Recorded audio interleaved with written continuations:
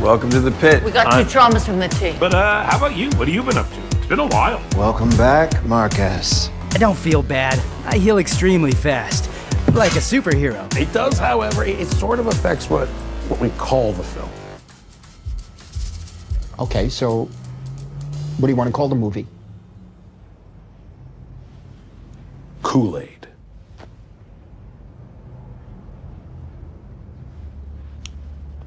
Kool-Aid. You heard it up top. We are in a celebration mode because we're hitting the big 340 episode 340 here on Normies Like Us. We're doing another Whatcha with your hosts. It's Colin. Jumpsuit Mike. Wow, and it's Baby New Year, Jacob. Wow. Chinese New Year. Is that somewhat right? recently. Well, February. I don't know. April. Yeah. Year the Dragon. That's what we're in. We're in the snake now. Yeah, sounds right. Last year was Year of the Snake. Dragon. Good. Yeah. Good. It was from dragon to snake, which is like a baby dragon. Yeah. There's no, less 340. What a milestone. 340. We're getting close to having a year's worth of content. I've been mentioning that on the last couple Watches. That's wild. You did one for every day.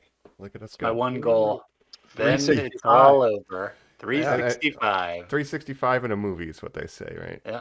And then, We'll do our Xbox episode 5 episodes prior, and then we'll That's right. call it quits. the We'll do our Xbox 360. Xbox game draft 360. Oh, That yeah. would be special. good. The That's a good 360 idea. game draft, actually, it's not a bad call. Yeah. That's a good console era.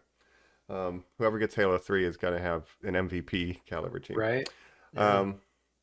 But yeah, we're back at it again for another Whatcha. Last week we talked about some Minecraft, and was that last week? Oh, time is a flat I circle. think Minecraft. so. I yeah, hope then so. Jacob's I holding remember up that I'm a his, certified his Minecrafter. medal. he is Of course. certified. Right. It's only Yeah. gotten wilder since we've talked about that. We thought in that episode that that movie would, continue to have nice little success. No, it's gone on to basically start a cultural movement fire across the country as people are tearing down theaters to occupy them and go crazy like they're at a rave. So it's wonderful. Yeah.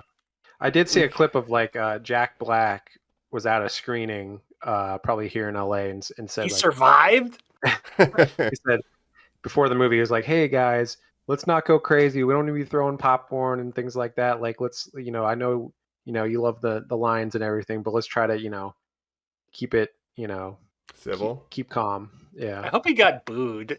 Yeah, right. This Well, is people gonna are be in bringing the like live Whatcha. chickens to the theater and doing crazy stuff. No, so. I was saying, is this a sign of the decline of all theater civility? It seems like it's gotten worse. I won't mention what I saw, but I ended up in a movie theater this weekend to watch something that I'll cover in the episode. But when we were at the theater, I saw people with creeper masks, people wearing teal shirts, and I'm like, Ugh. it's premeditated. I know what's going down in that theater down the Fucking- way. Can you imagine me and Jacob if I'm yelling at a guy who's just like talking out loud, like what the horror that I would have brought you to in the theater, Jacob, if 40 teenagers behind us were throwing popcorn, I had to be like, Yeah. "Excuse me." Oh no, you You have wouldn't. to fight a you wouldn't bunch of last. Zoomers dressed as Steve with their It was diamond like- pickaxes. Yeah, all these like gremlins running around in the theater. I'm like, I could see the wheels turning. Like the brain was rotted to the core. It was incredible. That's right. But we love you, Gen Z listeners. Your brains are great. Well, I've always said millennials are the last good generation, so you can quote me on You've that. always said. It's famously. Yeah. Yeah. We basically on these watches, we just kind of keep it casual. We just literally Yeah. talk about what we've been watching, what we've been playing. So, I mean, maybe not a ton of banter up top unless you guys have anything else. But otherwise, Well, yeah, hold on. Speaking of being casual and comfortable, Mike, you said it. You brought the jumpsuit back. It's looking good. I feel like it's Thank been you. a minute since one's been on the pod. It's been a minute, and I don't know why, but this time it felt like a milestone. It felt special, so I wanted to get dressed up. The jumpsuit generally means there's content featuring jumpsuits that I wish to talk about, or it's like Okay. my version of Jacob's red sweater, like when it's a real good Yeah. episode. Yeah, Red jumpsuit apparatus. I need to get one still so I can do Wow. MST3K. Yeah. Yeah, that I would like. I like to call them speed suits. If you ever seen Venture Brothers, there's a character, Dr. Venture. He always wears jumpsuits, but he calls them is speed suits. So you should start calling it speed suit. I don't think That's I'll my do that, but I appreciate the input. But yeah, there's a couple things That's that a great maybe looking speed suit you got there. it's a great speed suit. But yeah, there was speed suits featured. Oh, Halloween shirt, nice. Got my Halloween shirt on in April. We're doing a lot of lore dumping up top here. Jacob and Mike wore your Halloween shirts last time we did our Spooktacular episode. I've been listening Right. to a bunch of episodes recently, and I've been catching up on these. Mike, I think the last time you wore the jumpsuit was maybe Alien Romulus, one of your favorite Yes. movies ever. We're 340 here, guys. We've got such a rich tapestry of lore, don't we? The We're playing red the hits. sweater Jacob wears when he likes a thing we talk about. That's right. Who could forget? And the Funko Pops, the Nutcrackers, there's deep lore. You gotta, and you get. I always when try to keep it 340 interesting. episodes in, you're gonna have lore. Yeah. Yeah. Yeah. We really developed the Yeah. plot on I this. mean, we have such deep lore that our big fan of the show, Matt, our friend Matt, was talking about how I used to do the Jacob Academy Award or the Cobb Academy Awards or something. Yeah. I didn't even remember doing that. That's the name of. Yeah, so we have so much lore that I forgot about it. So Yeah, what do you do? Normies Like Us fan wiki is going crazy. The Normies Like Us iceberg runs deep. Right. That's right. Yeah. But yeah, so does kind of some of the stuff we're going to talk about. So we jump into it. We're going to hop into what you've been watching on 340 right after this. We're jumping in a jumpsuit. That's why it's called a jumpsuit. We're back here on Normies Like Us, and where we said it's episode 340. That's a big one. It's a milestone. And on those milestone episodes, every 10, we try to do a Whatcha, where we talk about, like we've been saying, what we are doing, what we consume, what we're enjoying, all that good stuff. We're going to talk what you watching right now. And boys, what have we been watching? What's your favorite show you're watching right now? That's what I want to talk up top. Okay. Jacob, what's your favorite thing you're watching? Oh boy. Oh boy. I think I know where this is going. Well, yeah, I could kick it off with Yeah.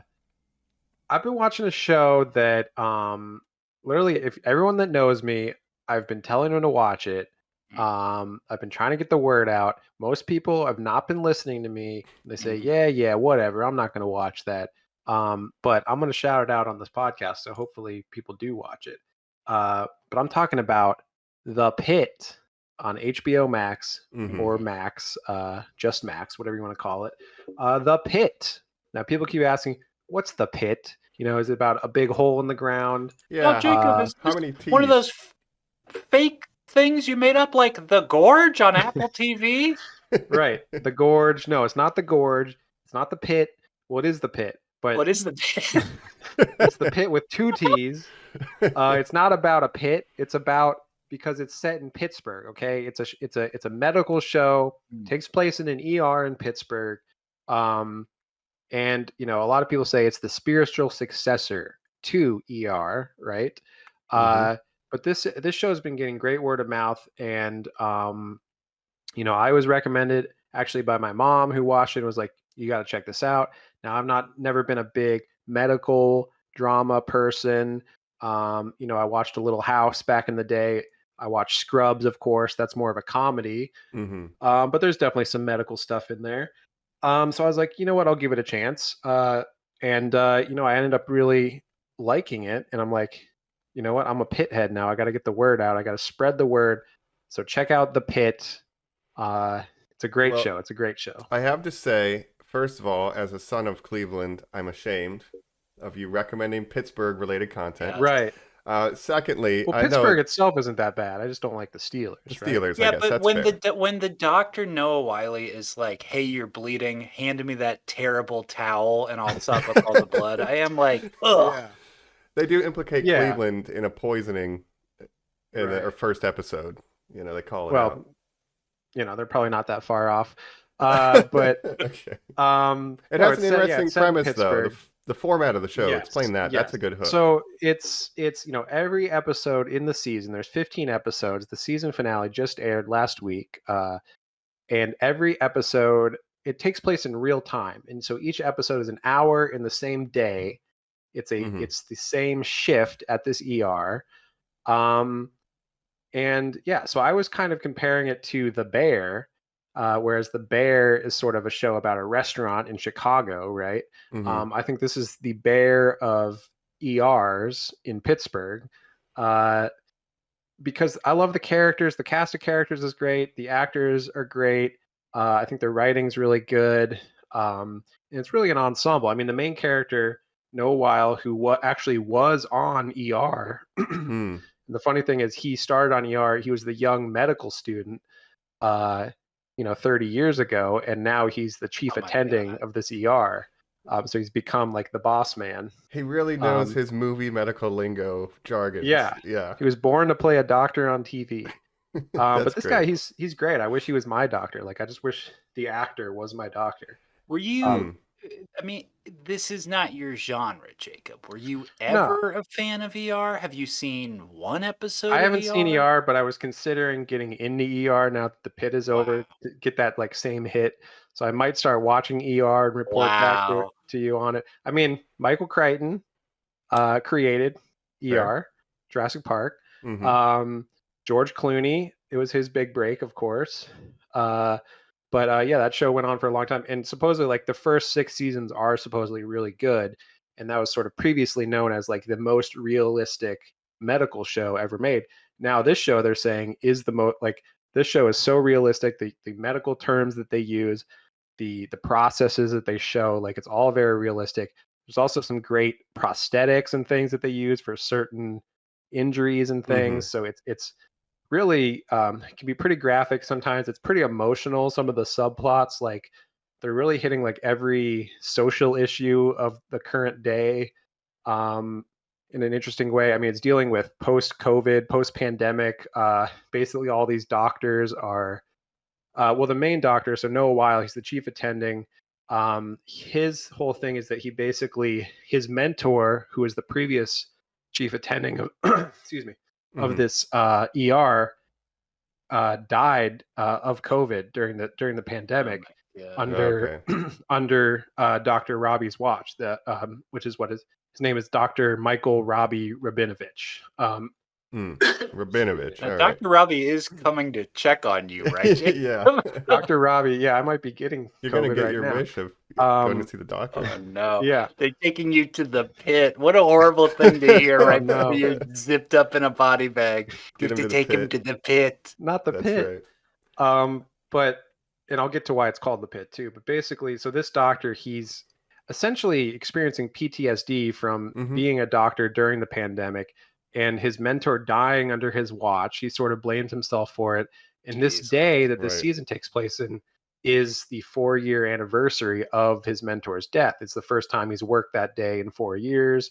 So he's coming in, he's Wow. already like near breakdown, and then throughout the day things are just getting worse and worse. And I mean, Noah Wile's great. He's probably got the Emmy locked up already. So Wow. TV Okay. is so crazy that they're like, and of course it was the fourth year anniversary of this, and it's the biggest mass killing the world's ever seen, and a meteor is heading towards the hospital. You're like, Right. yep, I would say absolutely. it stays. Hmm. I mean, there's definitely some dramatic elements. I think it stays pretty grounded for the most part. I mean, it is unrealistic that all these different things would happen in the same day. But yeah, there is a later on. I don't want to spoil too much, but there's a mass casualty event that kind of takes place, Oh, a mass geez. shooting. It was. Oh, I thought Which, that was when Bane was at the stadium. yeah, that is the God, when he blows up the Gotham Gotham. City Pirates or whatever. Right. Yeah, they're the colors of the Steelers. That's what I always Yeah. remember. Yeah, I think they shot that at the Steelers Yeah. stadium. Oh, they actually. 100% did. There you Now, go. hold on. Here's my question, because Jacob, Yeah. you said you've been talking to everybody on the planet to get them into this. I would Mhm. argue cornering people at parties, Yes. using your powers for evil to say the pit. You must watch the pit. One of those people is Mike. Mike, you are watching this show. Is that correct? Or you I so started far watching. watched the first episode, and I do Okay. like it. You I gotta like get the into it. You cast. gotta get into it. Yeah. I'm into it. I've been watching a lot, as we'll cover in this episode, but I do like it. I like that it's like 1 hour per episode. It's like the 24 of medical Yeah. shows, you know. It is. I think it's less gimmicky than like 24, because 24 had like the whole ticking clock sort of gimmick to it.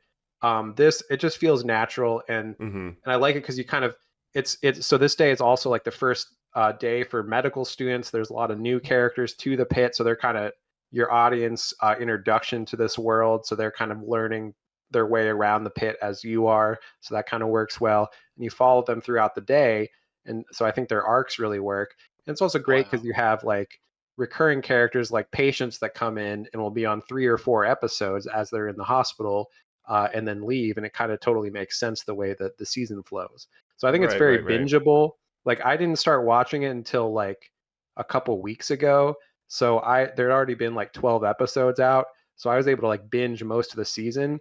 And it is very bingeable, where it's like you get to the end of one, you're like, I got to see what happens next. I gotta see if Dr. Robbie goes to the bathroom finally. It's been 4 Yeah. hours that he's on this shift. Right. But they call it the pit. It's sort of a derogatory term because it's in the basement of this hospital. It's kind of where there's a bed shortage in the hospital. Really, it's a staff shortage, a nursing shortage, which is a nationwide thing. And they don't have the nurses, so they can't fit a lot of patients in the upstairs hospitals, so they have to board them down in the ER, waiting for a bed upstairs.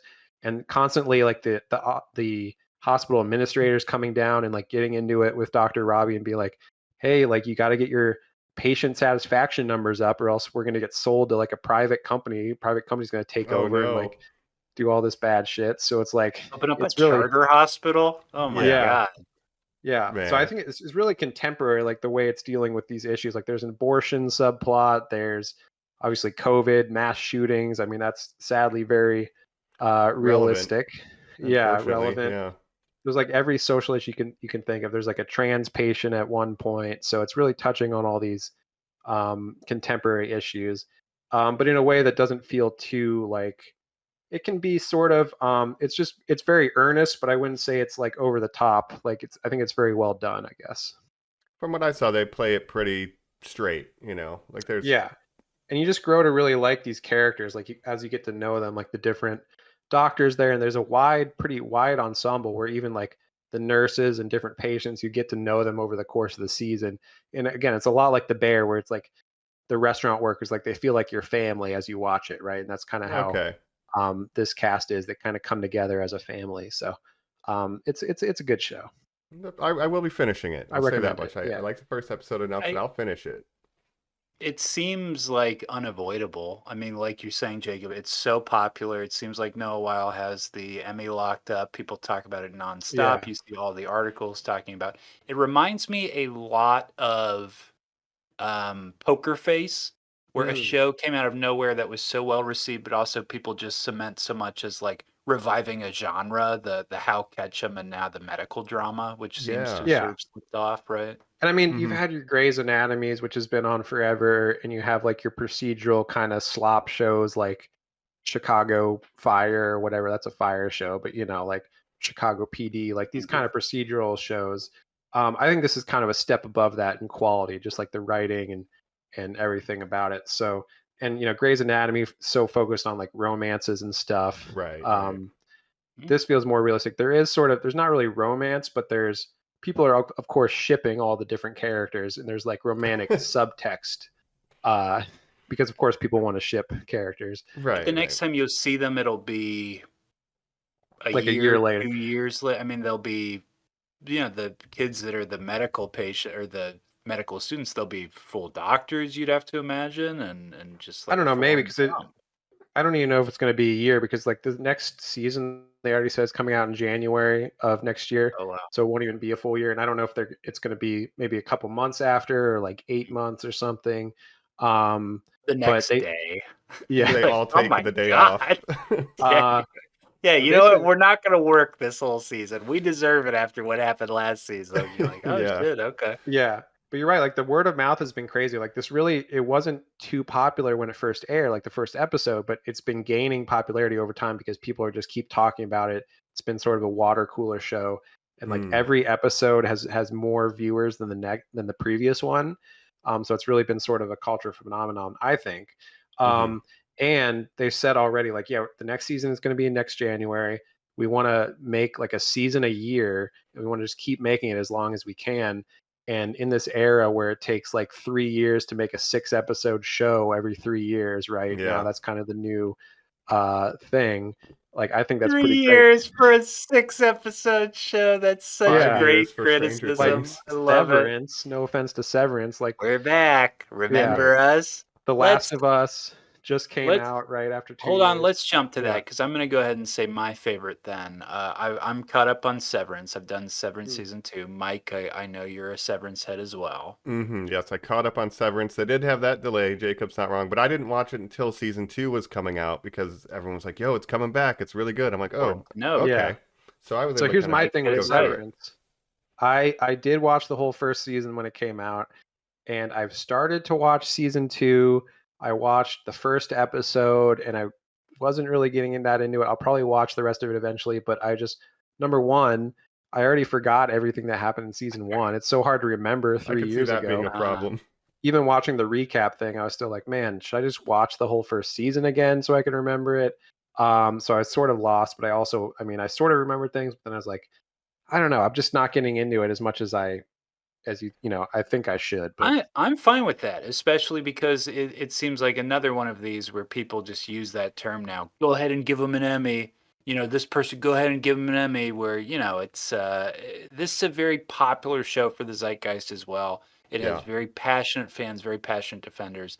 I like that you're not super into it, Jacob, because that just awakens me to the idea that a show can have some holes poked into it, that I don't need to become a toxic fan who's like, and all my little friends like the same show as me and we all say it's perfect and that's totally fine. It's like, no, I'm kind of glad that we actually didn't even end up doing an episode about it, Mike. It's like, I really enjoyed this second season. I think it's really good. I think it's incredibly well acted. But Severance to me is a TV show that is a lot of fun to think about and not a lot of fun to talk about because it just yeah, it Well, it's sort just of feels ephemeral, kind of. it's kind of like the new Lost, I think, where it's like Yeah.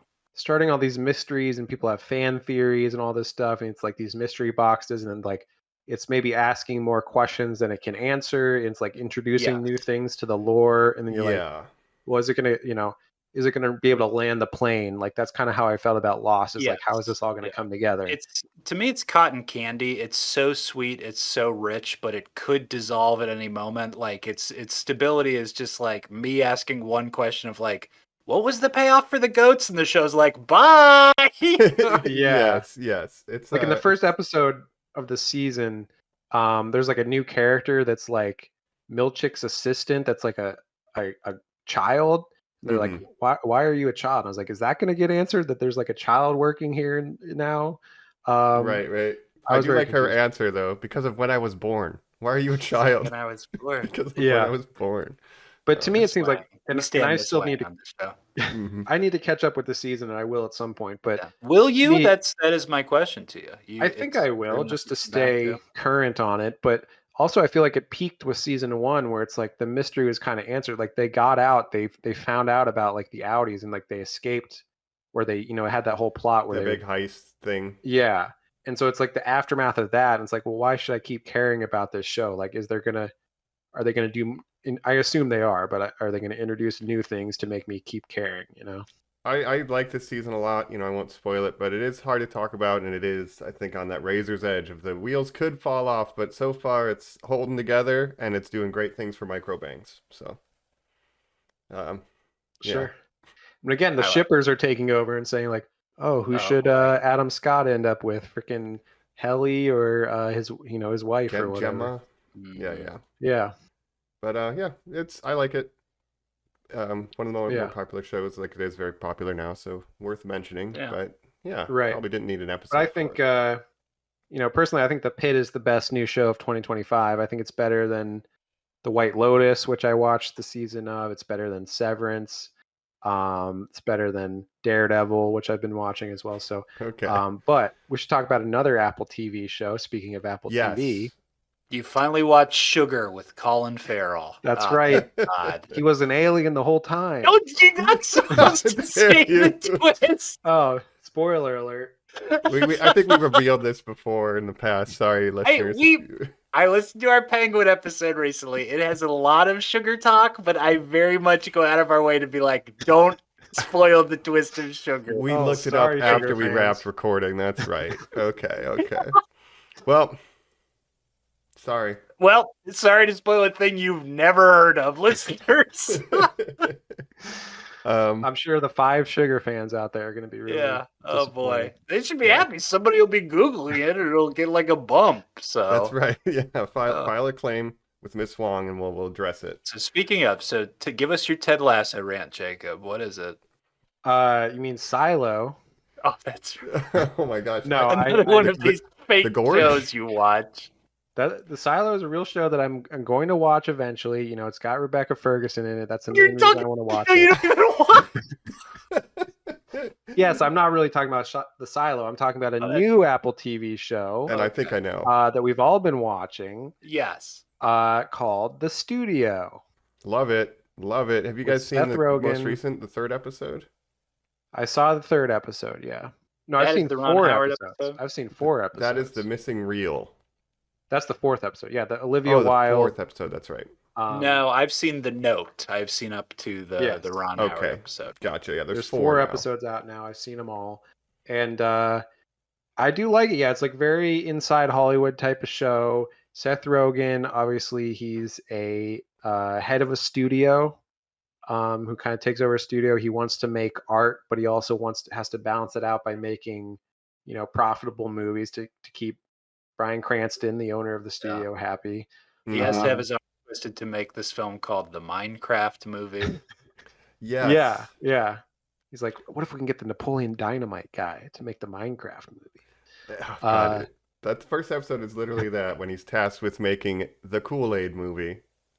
Yes, this as was a branded- great introduction to the show. So first of all, I love the cameos. There's a lot of actor and director cameos, Yeah. which is a lot of fun. If you ever watch, I used to watch Entourage, which kind of a lot of our friends, like our friend Cole, was very into Entourage. Not that there's a lot of stuff I don't like in the Entourage. It's very of its time. It didn't age well in certain ways, but what I liked about it is the inside Hollywood point of it. I like shows about, or movies about, making movies, right? Obviously, because we all, wanted to make movies. We're in film school, so of course I like movies that are about that and shows that are about that. So I love that side of it, when they would, meet directors and stuff. I like that. I didn't like the, maybe more sexist parts of it that didn't age well again. But this reminds me a lot of that, because it's, it's all about that. And you get like Martin Scorsese in the first episode playing himself, which I loved. Yeah. No, it's just great. And each episode it does like its own like pocket theme. Like the second episode, for example, they're trying to get a oneer, which is a take with no cuts, and then the entire episode is filmed as a oneer, a take with no cuts. So they have this interesting stylistic stuff they do. There's a lot of long takes. It's shot well. I think it's written well. The camera work is very impressive. The blocking obviously would be hard to do. Like even the first episode, we were talking about it in our text chain, and like I watched it. I counted the shots as I was watching it. I think there's 18 shots in this 45-minute episode, which is very impressive. And they do these long shots. Obviously, that's hard for actors, because you have to do the whole take in one and kind of nail it. You have to learn the blocking, especially that second episode, the oneer, 40 where it's minutes or something. Yeah, and it's a oneer again about them shooting a oneer, so it's very meta. And it's interesting, after Martin Scorsese, you get a lot of actor directors, right? You get Sarah Polley in the second episode. You get Ron Howard, and then you get Olivia Wilde, who all have done acting as well as directing. So Sure. Yeah. I guess maybe it's easier to do that. But Martin Scorsese, I thought, was great in the first episode, playing himself too. Very funny. Yes. And watch the show, but I will, if I can set up the premise of the 4th episode, Colin, not to spoil anything, but it's called The Missing Reel, and the whole thing is shot as like an old noir, like Chinatown style investigation. He shows up on set and he's like, "Can we get some like coats, because it's kind of chilly out, and also like a hat?" And so then he's got like a sore throat. Yeah. he's narrating it to his notes app because he's like, my therapist said this would help if I like like speak to my notes app. So he's So you like get that doing that. So it's like voiceover. It's a very funny. noir narration. It's very It's a funny. lot of fun. Like all things on Apple, it looks like they spent $1 billion per episode, and it also seems like nobody on the planet is watching it. Mike, you kind of tipped me off, or maybe both of Jacob and I off about it. Do you like Seth Rogen, Evan Goldberg films or their work?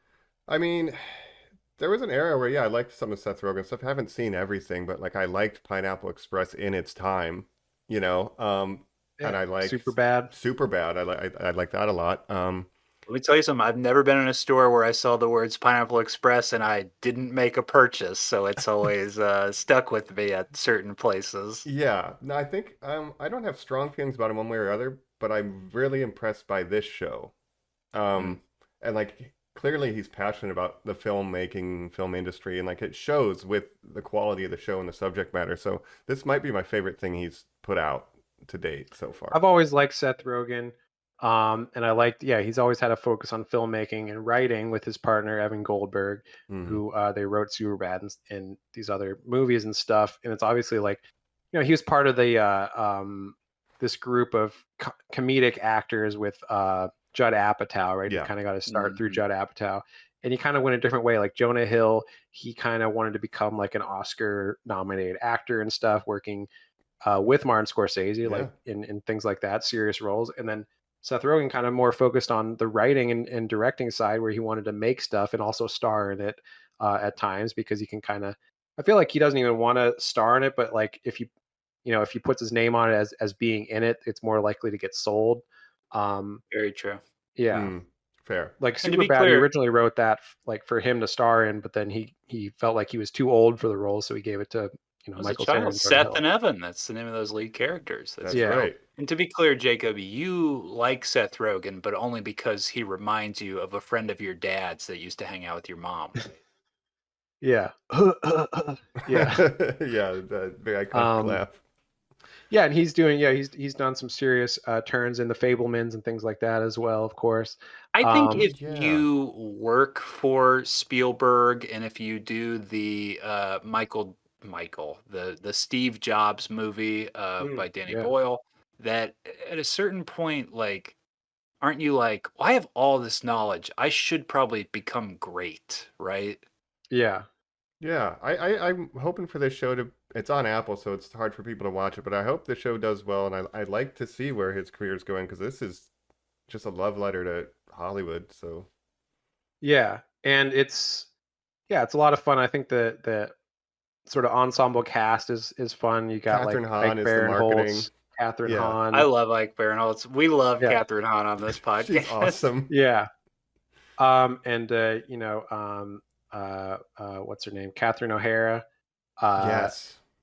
So pretty Beetlejuice. good cast of it's funny though, because it's like obviously a lot of actors and famous celebrities appear as themselves. So it's like, what's the line of like who's real? Like, so this is a world where Anthony Mackie exists and Dave Franco exists, but Seth Rogen doesn't exist. But this other guy looks like Seth Rogen. Agatha So, is not in the yeah. MCU in that Yeah. universe, or it's not Yeah. Catherine Hahn. Yeah. right. Don't think about that too much. Here's what I like. I like that he gave his assistant the promotion that he actually promised. You know, I Mhm. like that he, like Mike said, he's has these struggles with being a good guy, and I like that the show doesn't just make him a completely obvious and oblivious dickhead monster piece of shit, or that it's like this huge like, well, once he got that job, you're just gonna watch the sudden downfall of this man. Yeah, he will sell out a couple times, and Bryan Cranston will probably return in a couple of great cameos, but it's not like this guy's gonna become a Walter White.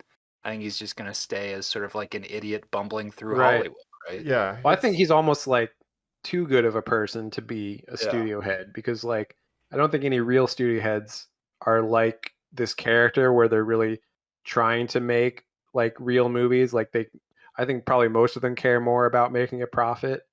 So yeah, and but that's just his weakness is that he wants the talent and the directors to like him, so he'll he have a wants hard everyone to time like delivering him. the studio message of make money. So that's like the thing. He wants to be liked, and that's kind of where he gets into trouble. And he is kind of bumbling where he, he's trying to do something and he ends up making the situation worse because of how he's handling it, and in a funny way. Yeah, so I love it. If you love movies, movie making, watch the studio. Yeah. It's worth your time. Um, yeah.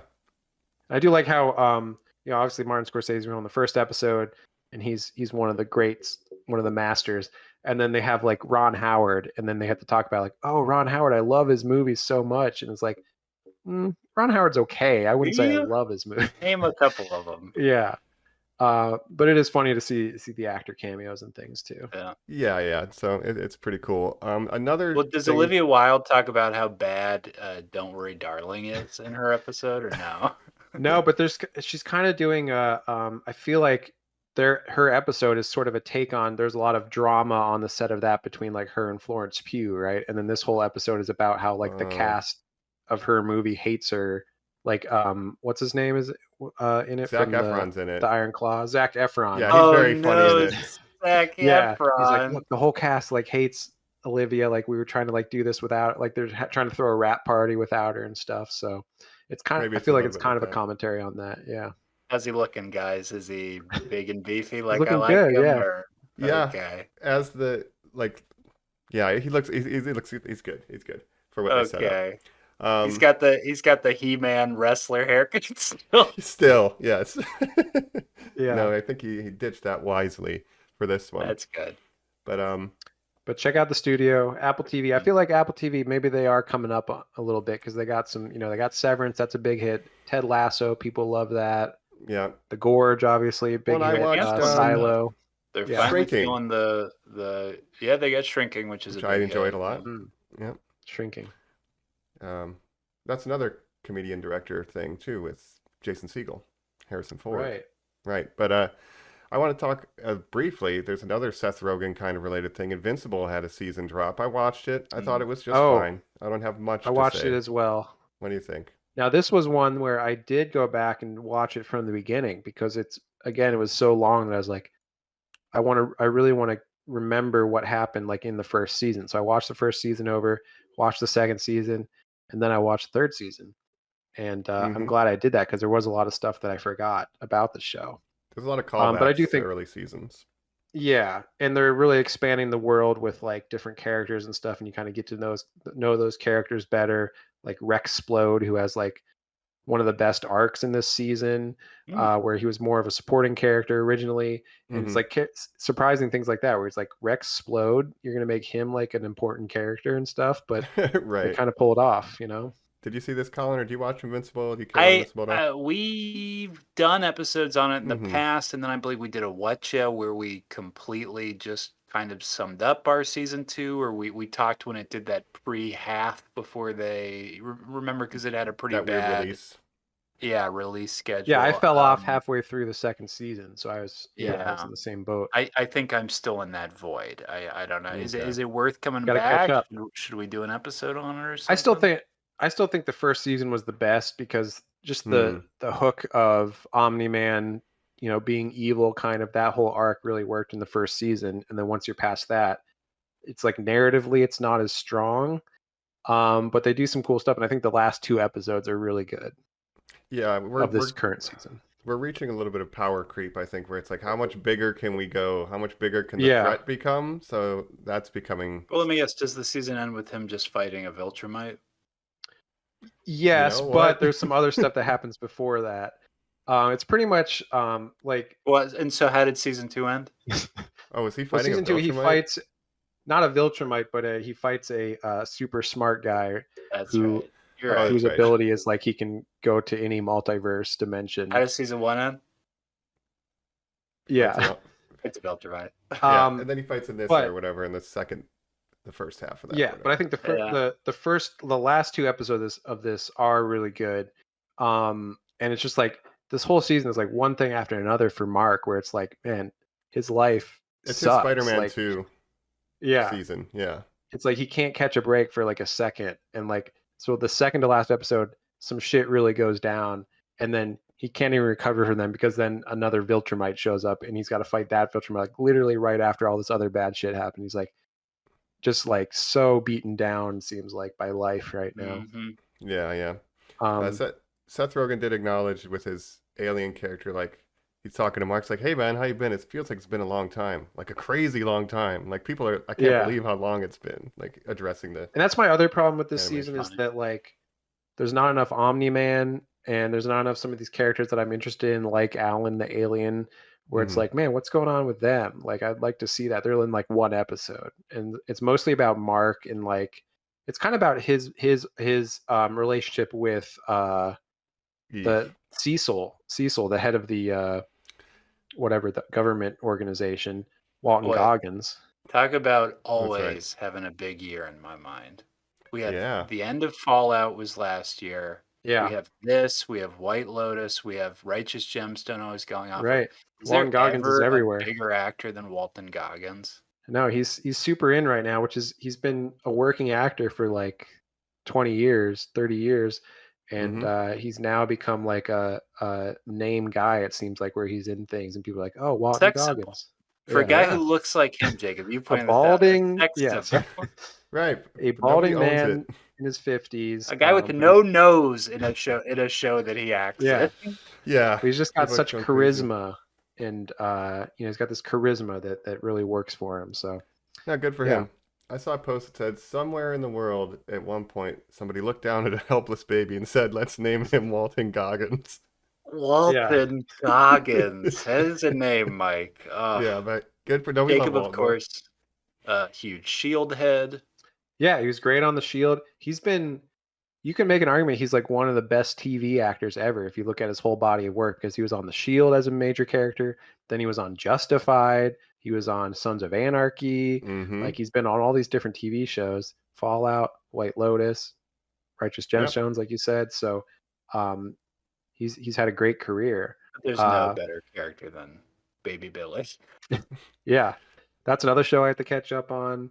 I like all I've those Danny missed McBride 2 seasons, shows. maybe. Yeah, I Yeah, used to watch them all. Yeah, Yeah, he'll be getting Vice a call from the Principals. MCU, I assume, soon. I would Yeah. imagine. Yeah, Mike, that's a good call. Well, no, he's He was Mike, in Ant-Man, your how favorite movie. dare you? Wait, He's in hold one on, of you're your right. Yeah. favorites.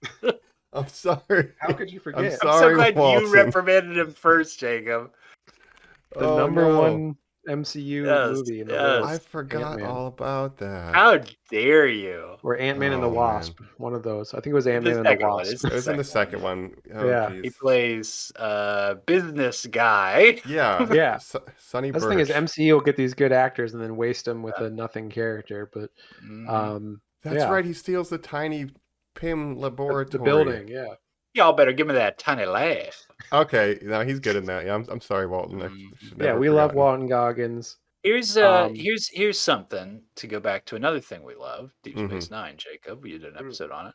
I did spoil for myself. I looked up and watched the Battle Beast clip from this episode and saw that Yeah. Michael, Oh, sure. or from this season, and saw that Michael Dorn gets to have a little fun. Yeah. Yeah.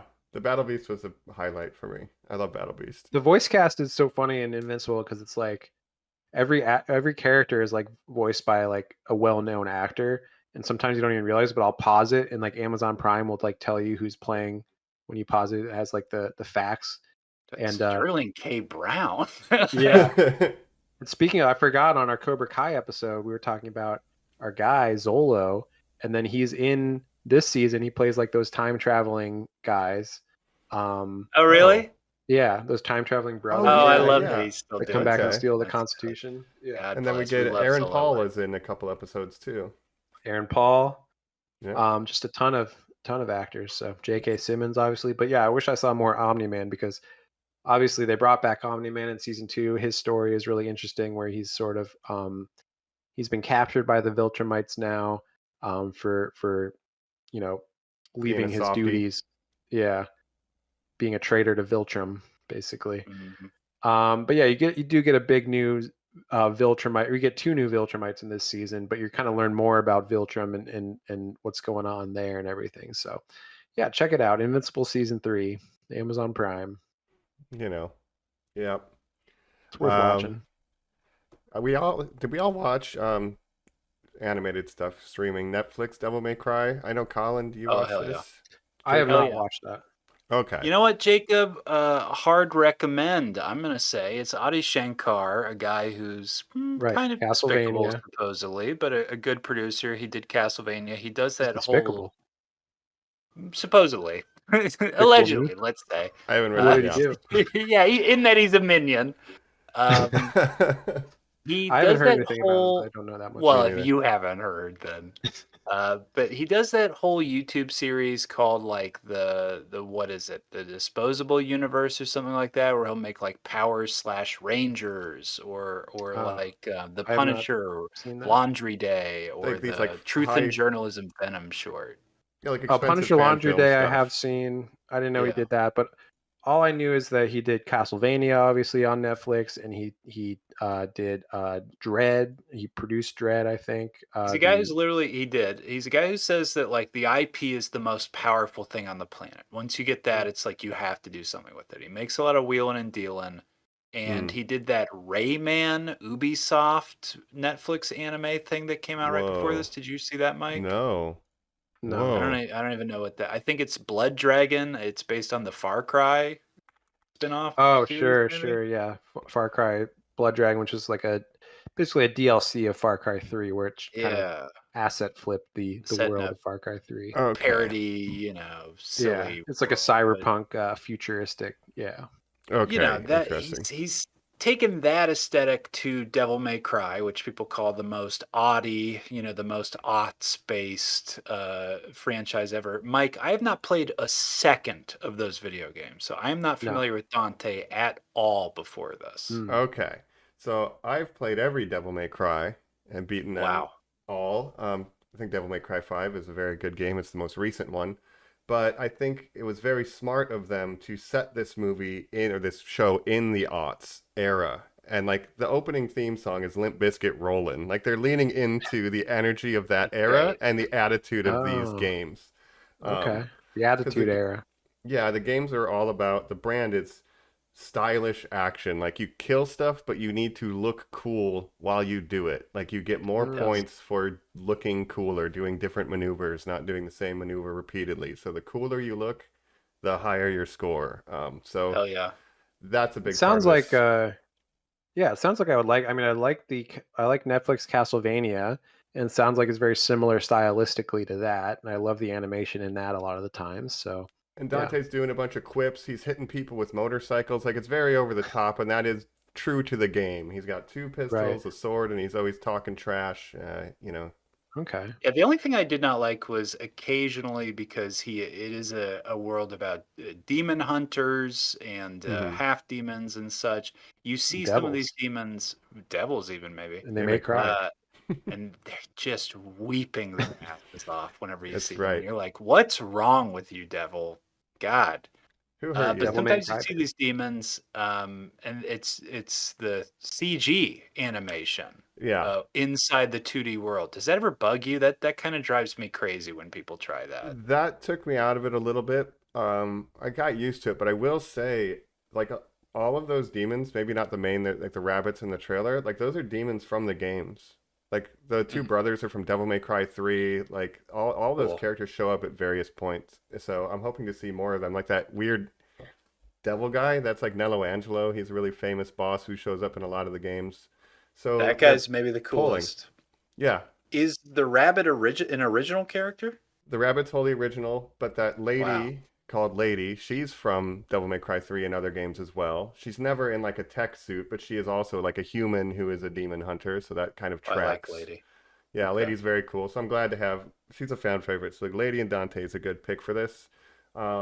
The only issue I have majorly is it does what some of these shows do with early seasons where like the first season is just to set up kind of the meat and potatoes because the meat Mm. and potatoes of Devil May Cry is Yeah. always Dante and Virgil, and this just kind of Mm. gets us there. Not to That's spoil it. kind of what Castlevania season one was like too, where it's like Yeah. now we're getting into the good part of the story after So the this, season Proof of ends. concept. Now we Yeah. can go for it. Now yeah, the full hard throttle. sell to you, Jacob, is that last year you spent a very good chunk of your time doing your DC animated movie watch through, where you did the Yes. entire Yes. DC animated Of universe. course. Jacob, number one recurring actor you saw, I'd have to guess, inside that was a man named Kevin Conroy. Jacob, Kevin Conroy. R.I.P. this has his last performance. Wow. Wow, I didn't realize Really? that. He plays Well, the he was vice in. president. Oh, wow. That's a great. pretty I big love role. that. Yeah, the voice of Batman himself. R.I.P. to the man. He was in the Infinite Crisis 3-parter that they did recently. I thought that was his last role, so that's surprising to me. Yeah. I would assume for the next year we will hear about last roles he's had every time any animated thing is released. Sure. So. That was his last role as Batman, I believe. Sure.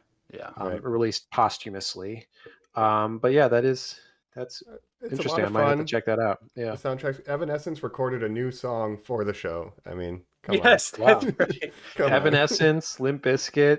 He turns on a jukebox at one point and Tear My Life into Pieces plays. Yeah, Papa Roach plays. Yeah, that's really leading into the 2002. Oh, God. Tear my life into pieces. Bring me back to when I was the 15. last resort. That's what I was listening to when I was playing Devil May Cry 3 in like 2004. Suffocation. Mike's not breathing. Playing give a Devil May fuck. Cry. Look, That's incredible. yeah, it's fun. It's fun. So yeah. Well, should we do like a rapid style of some of these other shows that I can hit really quickly?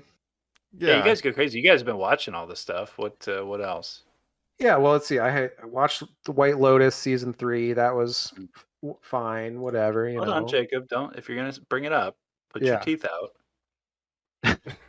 Oh, right. Well, put your little teeth out. Do I a wouldn't mean make fun parody. of Ellie. I think she's beautiful. I would never make Here's fun the of her. thing. Yeah. Girl, you got people laughing at you. You come over here. I'll tell you nothing but sweet stuff. Who is this? I'm not on the White Lotus drama. This was a recent thing with SNL where they did a parody of the White Lotus and then Amy Lou Wood, who plays one of the. She plays Walton Goggins' girlfriend in the show. Got it. And she's like his younger girlfriend. The White Lotus, obviously a concept where it's mostly about rich people in an exotic hotel and like their various problems that they have. Created by Mike White, who we know from School of Rock and other things. I thought it was made by Mike Lotus. Mike Lotus, yeah. Mike White Lotus. Nice. I still think season 1 was the best for me. They're kind of a mixed bag, but they always get like an interesting cast, and they set in a different locations. Like the first season was in Hawaii, second season was in Italy, and then the third season was in Thailand.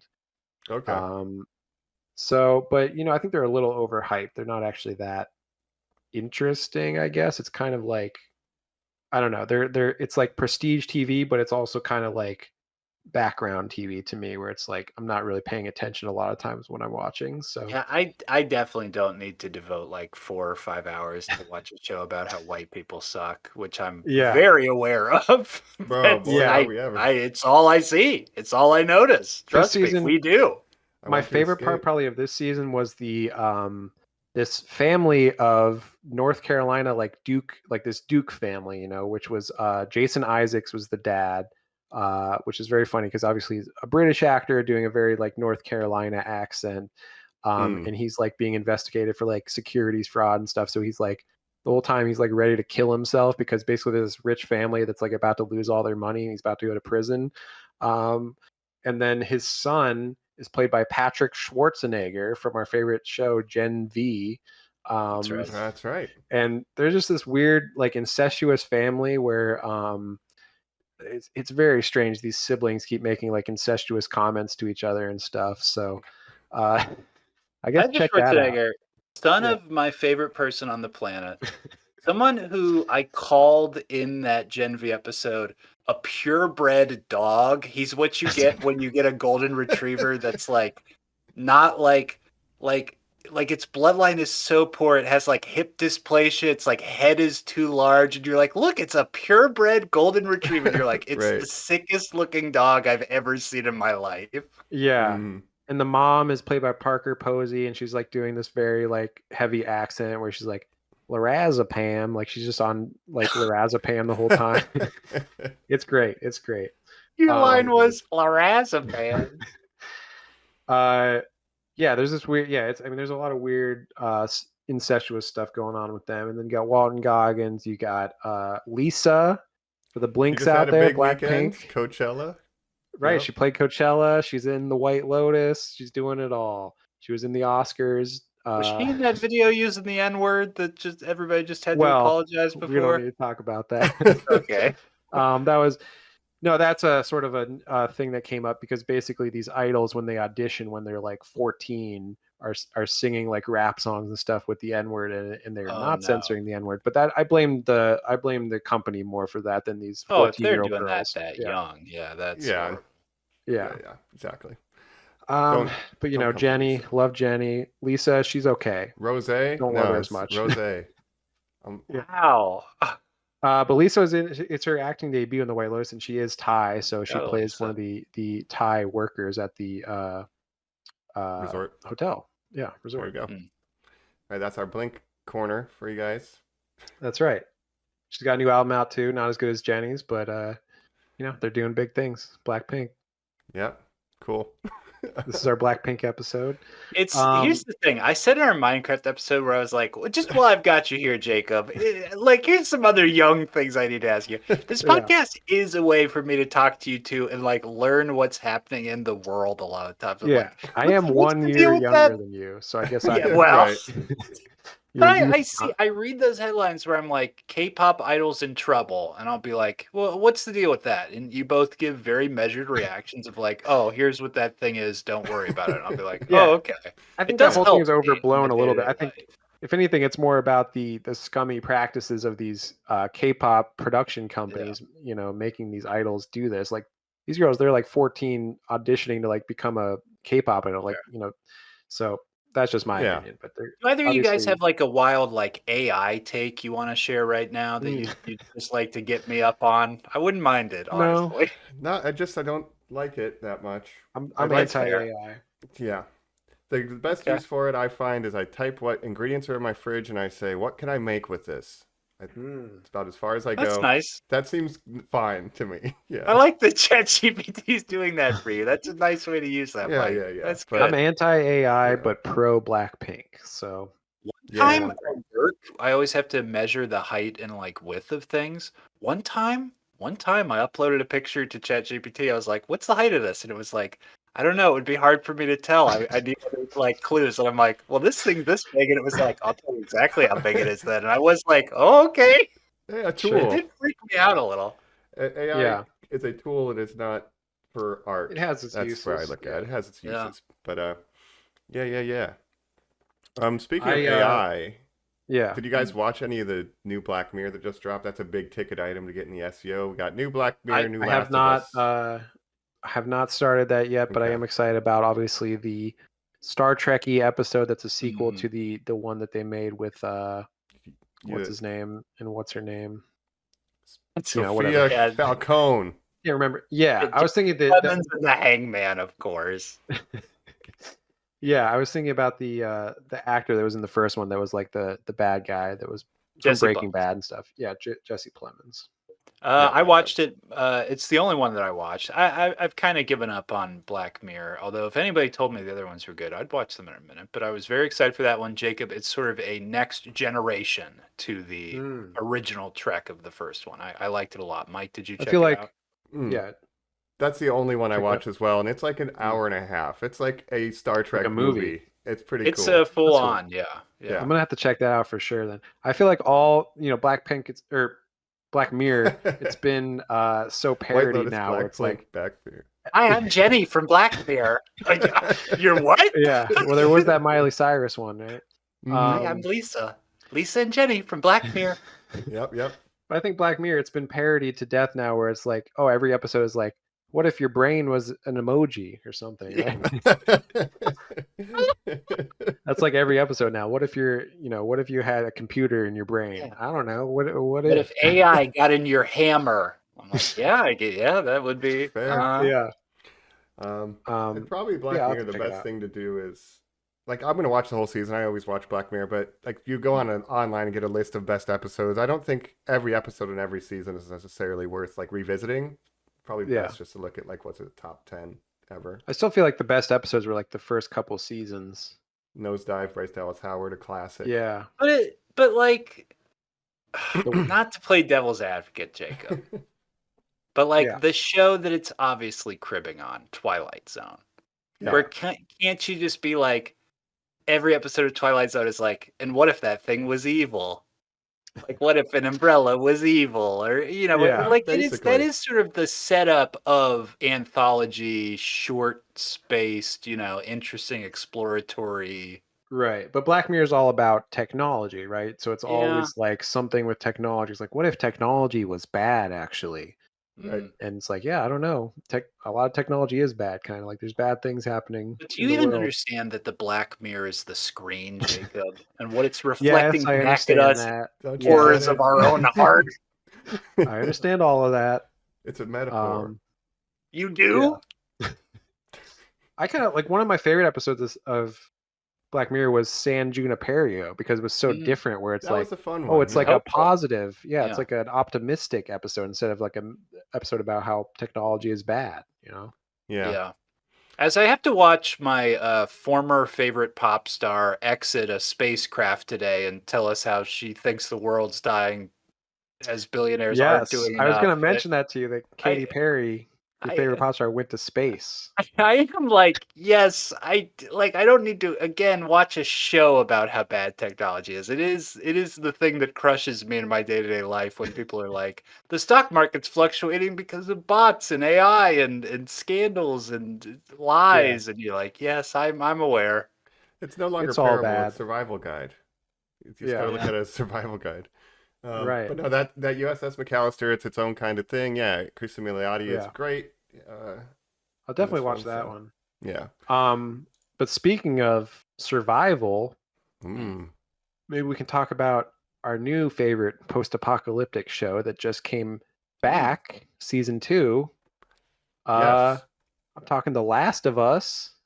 One episode. One episode. I'm sure we'll do an episode on it when the whole Mm. show, after the whole show comes out. Mhm. I'm assuming. But I did see the season premiere last night.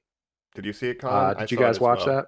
No spoilies. I have not watched it yet. I Okay, am behind on my HBO shows. Yeah. Before you guys go into it, I just want a quick go around from y'all. Have you played Last of Us Part 2? I have not. I watched Jacob play it. That's right. That's Yeah. right. I've watched Jacob play it. Yeah. That is You a watched good me play answer. back in the day on the old PS4. I've seen you Mhm. brain someone with a brick from like, Yeah. 50 feet away. Yes. I have played both those games, and I do love both those games. And that might be kind of a problem for me actually with this. So like this episode in particular, I feel like people who haven't played the games will get more out of it than people who are familiar with the story. Because a Mm. lot of times it feels like when I'm watching the show now, it's like, oh, I'm watching cutscenes from a game that I've already played, but they're in Trended live X. action. Yep. There's been comparisons cut together already on social media, Yeah. like Of course, they add one-to-ones. they add some stuff for the show, obviously. Wow. One of the best episodes of season 1, the Nick Offerman spin-off episode Yeah. that they did, that was all added for the show. So I hope they do more stuff like that this season. But this episode was very much, a lot of it was actually about the tutorial mission. That's like the first mission in part 2 where you're like learning how to play the game. So I'm Nice. like, oh, that's kind of interesting to see that done in live action, I guess. But Ellie, at the you same have to time- move the stick forward to walk. You're yeah, like, what a weird line, Pedro Pascal. That's funny. Yeah. There's But we're meeting some characters from part 2, like Abby, Dina, all these great characters that we know and love, or I guess I do. But obviously, yeah, there's big spoilers to come, so I can't talk about it too much. It's interesting how they're setting it up. I will say that because there's literally a scene where they introduce the villain of the show or the game, and they're like, we're going to do this thing that we do. It's hard to even talk about with it, but they're not trying to hide. I get the way they introduce these characters. They're like, yes, this is something bad is probably going to happen, if that makes sense. no, but and I hear they're splitting the second game into 2 seasons. Right. Because Mhm. that game is so big, like it has such a crazy narrative to it that it's like you couldn't do that in one. And I think this season has 7 episodes, so there's no way you could fit that entire game into 7 episodes. So it makes sense that they're splitting it up. I will say, not a spoiler, it's a casting thing, but we get Isabella Merced, Alien Romulus as Dina, and she is That's so right. likable as this character. Oh, She's that's playing Yeah. it great. She's doing a So good this job. is this is sort of Ellie's love interest character from the game who in the game she was Jewish, which is interesting. Now she's like Hispanic basically, but in her, I'm her sure being some Jewish was kind games of a big part of the people, story too. Yeah, right, because so they we'll actually see. go to a synagogue at one point. And she's like explaining Judaism to Ellie. Oh wow. Yeah, But I have a which Romulus Neil bias, Druckmann is so. Israeli, by the way. Oh, So of course, sure. yeah, And she's Hmm. the muscle mommy. No. no, that's Abby, who controversially is not as muscular as people thought she should be in the show. And Right. she's played by I can't even remember her name right now, but it's an actress that I know of.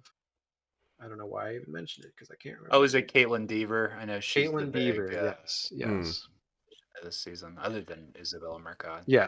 So do you know like some of the things Yeah, that happen in this I game? am aware. Then we won't say it for Yeah. listeners. For their sake. But it is setting up some things where basically, I mean, this is like the first scene in the episode, so I don't think it's spoiling. But she Well, it's is, just wild that Colin Farrell, is an alien. Yeah, yeah. yeah, she's an alien.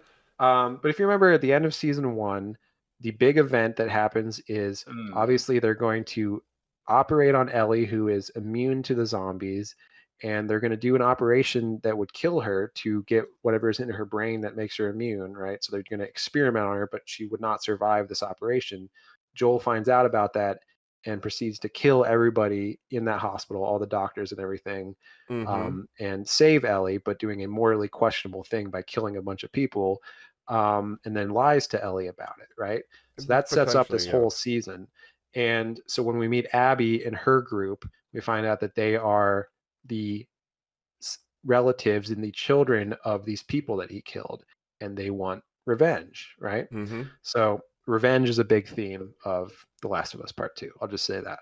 Right. So, but yeah, I liked the first episode so far. Yeah. And yeah, I'm glad it's back because we loved season 1. It's one of the best video game. I mean, it's gonna be hard to top Minecraft for quality video game content, but we'll see if The Last Yeah. of Us can do it. That's the thing. It's like adapting the story that was already so good in the game. So it's like, how much credit do you get for like taking an already good story and just making it into a show? But at the same time, I do like it. The performance. But Jacob, have need you to thought carry about it. this? There's clickers, but have you thought of clicker jockey? Clicker jockey. jockey. Oh, And I will say they're already adding some other new stuff, like Catherine O'Hara, who's also in this show, who is a totally new character that I don't remember from the game at all. So that's an interesting thing that they're adding. So they are kind of expanding the world a little bit from the game, it seems like. yeah. So I want more of that. Yep. Yeah. That's going to be a good run. I just Yeah, have a what couple else we small got? things to round Yeah. out real quick. Yo, you've been watching stuff, Mike. You said Just to go, burn. Go. Yeah, I finally watched Dawn, season 1. It's Dun, excellent. dun, It's so fun. Dun. Yeah, dun, I love that dun. show. Little. Haven't seen it, but I heard good things, obviously, from our friend Colin. Yep. Maybe A you've boy heard who of him. believes in UFOs meets I a girl call who my believes in elderly ghosts. mother when she's zooming around her car. I say, "Cool it, Turbo Granny." Heck yeah, Turbo Green. No, it's an awesome show. So go check that out. And then randomly, this is my last thing. I went to the movie theater yesterday for a screening of Vampire Hunter D from Oh, 1984. Bloodlust or the first one? The original. Another anime. Wow. It was really cool seeing it like on the big screen and stuff. Obviously, one of the most seminal anime, like most influential. Like a lot of tropes come out of that. Like Castlevania gets a lot of its tropes from Vampire Hunter D. Really, really awesome to get to watch that in the theater. So, and nobody got chicken jockeyed. In the process. That's Jockey. really nice to hear, Mike. Yeah. This is about to be an anime exclusive podcast. True. We're going to be very much covering the works of that the true? most seminal anime director of all That's time, Hayao Miyazaki. very true. Are you guys Yeah. excited? I am been excited. kind of itching for a watch, actually. I'm very excited. Yeah, for I'm very Hayao excited. Miyazaki. Miyazaki. Miyazaki. I am I'm excited because obviously I watched these all. I did almost a whole run of his filmography back in December of 2023, and wanted to do an episode ever since then. here's what I decided too. What I want to do this time, when I Mm. watched all those that time, I did the English dubs, and I think they do a good job with these Miyazaki dubs because they always get like famous actors to like do a Mhm. lot of them. Yeah. So they're really high quality English dubs. But I think this time I'm gonna watch them all in Japanese, and then I can compare which version I liked better. So I'm gonna do the original Japanese voice cast for these movies. And yeah, I I'm like that. excited to do that. Yeah, I think That's I awesome. believe this at the end of this month we'll be doing his first feature film, which is Lupin the Third, The Castle of Cagliostro, which is actually the Get only one I ready. haven't seen. Mm. Wow. So Lupin the Third has a very long history and stuff as an IP as well. So we can talk about that. Yeah. I really liked that one when I first, but it's been a long time since I've seen it. So yeah, looking forward to Yeah. doing the Miyazaki rundown. Yeah. And it's his only movie that's like not an original idea of his, right? He's adapting or he's making an already existing IP, so it'll be interesting. Correct. Or he'll be like, this book about a castle that moves. Yes, let me use just the title. And you're like, okay. But it's, people like that book. Yes, but I'm a maniac. So let me create the saddest thing anyone's ever seen. And you're like, oh, Right. okay. Do you think Right. like Nintendo has ever just showed up with a dump truck of money and said, "Please make Pokemon," and he's just like, "Not interested." Yeah. Like, He doesn't need Zelda. to make Zelda's he the made one, man. My Neighbor Totoro, so Yeah. exactly. But yeah, Nature. that's I'm just excited for nature to be such a prominent thing we discuss on this nature, podcast. Yeah. the spirit of yeah. nature, flying, some of his favorite things. Angry Italians Pesticides. who Yeah. have to build airplanes or die. That's gonna be fun. I can mention the last show that I've sort of been watching or catching up on, which is Daredevil Born Again Yep. on Disney Plus. Have you guys watched this at all? Colin, you said you haven't really been. I've watched the first two. I have now, since we've talked, done 3 and 4 as well. God, it is. I just wouldn't have thought I'd say this, but it is such a slog for me. It is my pulling Yeah. teeth. It is my eat your vegetables show Take where your I sit down medicine. and go, my best friend What's going Joe on? is Yeah. going to want to talk about this. It's a Marvel thing that I like. It's a character like it was my dad's favorite fucking comic book character. Let me just sit down. I know that everybody in my life would love to talk to me about this. And I sit and watch it and I'm like, God fucking damn it. Can this just end so I can go Well, play the thing that we'll talk about in a little bit that's Right. Marvel related, but it's Mhm. just I don't know. Well, Colin, a show called Daredevil, obviously he's going to put on the Daredevil suit and do Daredevil things and fight crime, right? No. 4 episodes in, no, he has not done that. It's mostly What show about are you him being a watching? I lawyer. watch Murdoch. Yeah. Yeah. Murdoch Murdoch Attorney at Limited. Law. Yes. Yeah. Murdoch I'm also Esquire. 4 episodes in, so there's still several episodes that are out that I haven't seen yet. And according to Yeah. Joe, it does get a little better. And they did change, like they totally changed showrunners and creatives who were behind it. Like they dumped the old showrunners and got new people who did like the first episode and the last 2. So all this middle stuff was the original showrunners that they fired, probably because it's bad. Yeah. But yeah, it's mostly about Kingpin's relationship with his wife. Yes, Like, it is. Hold on. not Quiz real parallel. quick. Yeah. Mike, tell me anything that happened to Kingpin in the show Echo that we, of course, did a Yes. episode of on this Mike's never podcast. seen the original Daredevil either, so Okay, he's what not familiar No. with Daredevil's wife or Kingpin's wife, who's He a big was fond character. of having dinners and sit down chats and heart to Yes. hearts in Echo. So Yeah. We talked Hawkeye, he gets shot in the face. We Yes. talked Echo, he gets Gets healed shot from getting shot in the head. face. But a Native American woman grabs his hands and says, "Let me purify the darkness in your soul." And he That's runs right. away crying. And this Yeah. is what we get as a result of And he that decides shit. to run for the mayor of New York in a very unsubtle Trump parody where people are wearing hats that say "Make New York Great Again" or something like that. Fisk makes New York great or something Yeah. like that, right? And you're like, But they're blue okay, hats. You see, they're blue hats. that's They're not right. red hats. It's a Oh, little different. okay. A little different. Oh man. We've got, Michael Gandolfini, Tony Soprano Jr. is his like aide. I don't know what's going on with him, but I'm still trying to get into it because I hear it does get a little better, but yeah, it's been a bit of a slog for me as well. But Jacob, Um, the psychopathic mobster going to therapy sessions, which is this entire season, don't Right. you Yeah. think it's incredibly pointed for how much you have pointed out in other shows that we cover, like The Penguin, where you said it's That's a right. mixture of The Wire meets Sopranos, that That's right. literally we're getting a show that's like, but what if Tony's son was the little kid in it? Yeah. And it is about like, oh, Fisk's trying to clean up the city. Like we got this harbor that's like got all this crime and stuff. He's trying to fix it up or whatever. But Mm-hmm. it's just like, I don't know, man. Whatever. Who cares, you know? Same.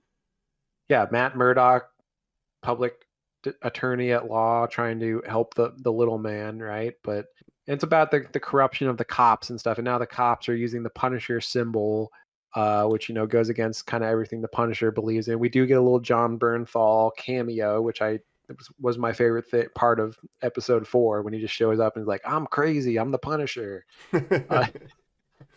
So yeah, I'll keep watching it. Yeah. All right, that you make New York great again reminded me that I did watch Mikey 17, Bong Joon-ho and Robert I Pattinson. want to see that. Yeah.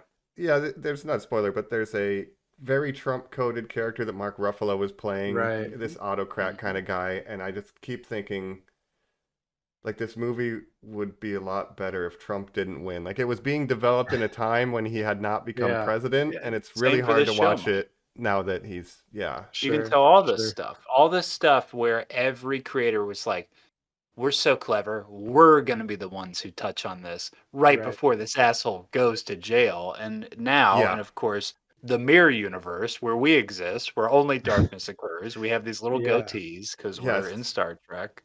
The Dark Universe. It's just, it's ridiculous. It just comes off asinine. We live in It the Black does. Mirror. Yeah, we think. live in the Black Mirror, and that The really very took away from the mirror Tech messaging. itself. CEO guy trying to ruin this country. A little muskrat, if you will, running around. Oh man, Yeah, it's horrible. But yeah, it's like, Daredevil Born Again, check it out, I guess. and Mikey 17's fun, but like the messaging gets I did want to lost see in that. the I love reality Bong that we live in. Joon-ho. Yeah, and Bong Joon-ho is always been a very political filmmaker, right? Parasite, Snowpiercer is a very it's all about classism and class systems and all that, right? We're in the back of the train. We got to get to the front of the train where the rich people live. Right. Yeah. If only somebody could hunt these monsters that are controlling our Right. government in a sense.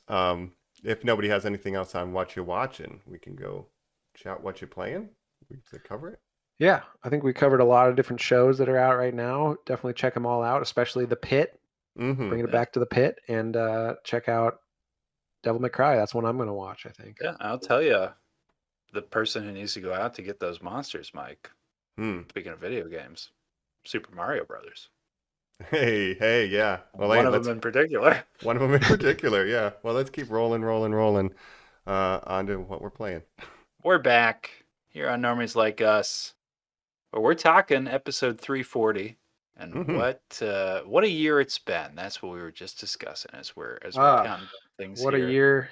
What a 3 months it's been so far. It feels like a year. No, it's been longer. Yeah. Wow. But that time very much coincides with something we've been playing as we move into our what are we playing portion here on this podcast of I'd say the big game I want to talk about. A little more Marvel Rivals talk, boys. Oh yeah. That's right. I feel like that's exclusively the game that we're going to talk about because that's the big game that I've been playing mostly. I haven't been playing much else, not new stuff anyway. So I've just been very Marvel Rivals pilled. Yeah. Well, and enjoying that a lot. Yeah, I was away for a while hunting monsters, which I'll talk about later. That's right. Briefly. That's right. But we got an update. We got a season 2 update, a lot of new content. It's very exciting. Wow. So we're back at it again.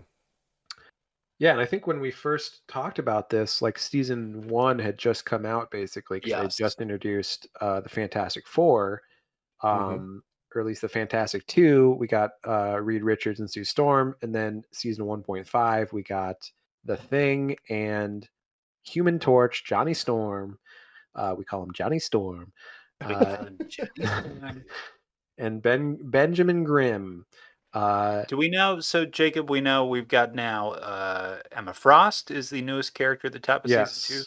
Season we 2, the know? Krakoa, the Hellfire Gala, Krakoa arc is what we are in now. So we have Emma Frost, and at season 2.5, we will get the Age of Ultron. Nice. Wow. Do we get it's not another 4 drop? Do we know, or it's just No, it's these just 2 2. It's characters? just Okay. it's going to be 2 going forward. But so this season is 3 months, so it'll be a month and a half. They'll drop Ultron at the mid-season. From season 3 on, every season is going to be 2 months, and they're going to drop a new character every month, which is a lot if you wow. think about it. So like in a year, we'll have like 12 new characters if they keep That's up crazy. the pace. Yeah. That is crazy. Okay. So Emma Frost and Ultron this season. Some of the ones that are speculated to come out soon. Blade obviously has been teased. Daredevil, Professor X, Jean Grey. I think these are all like rumored to be coming out in season 3 or close to, close after that. So God, Yeah. I just pray they do the actual classic Jean Grey look that we all know and love. Blonde hair, blue costume, white accents. That is what I need my female characters to be looking like. Blonde and Yeah. blue. Yeah. right, she's got to wear the white and blue suit so we can mistake her with every other white and Redhead? blue. She's not a redhead, Yeah. she's blonde in my fantasies. And It's her not a butt. green Oh, I suit. hope it's big. They're gonna have some kind of Gooner bait costume. For Oh, her, I for hope her sure. boobs are out. Netties.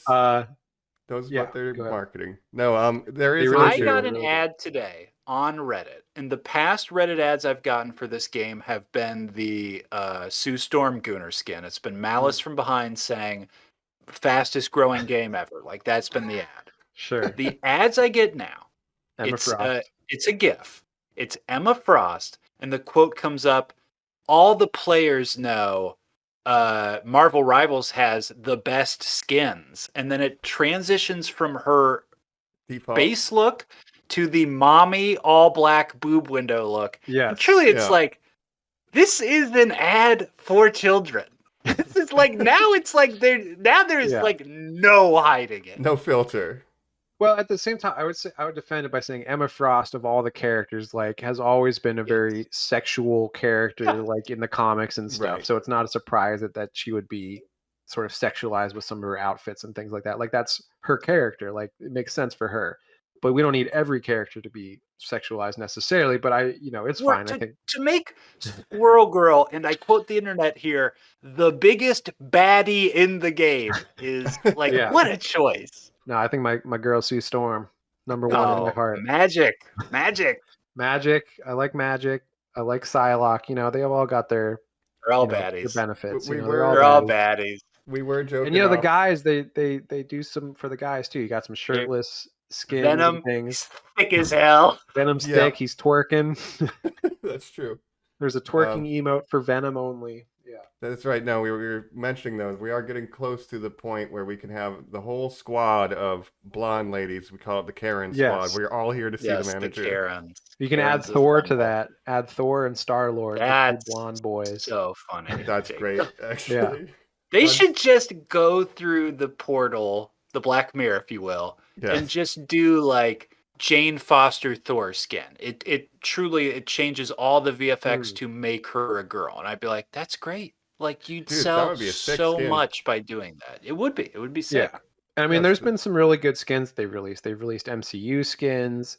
Nothing that transformative, but definitely some skins I like a lot. And even in the new Battle Pass, like Spider Oni and these things, like there's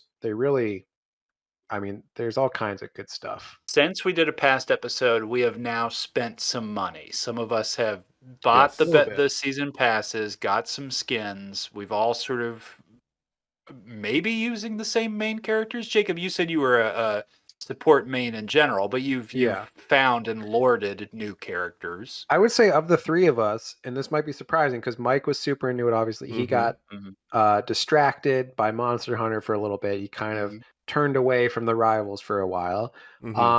So since our last episode, I would say of the three of us, I have played the most hours, probably by far, agree. of Marvel Rivals.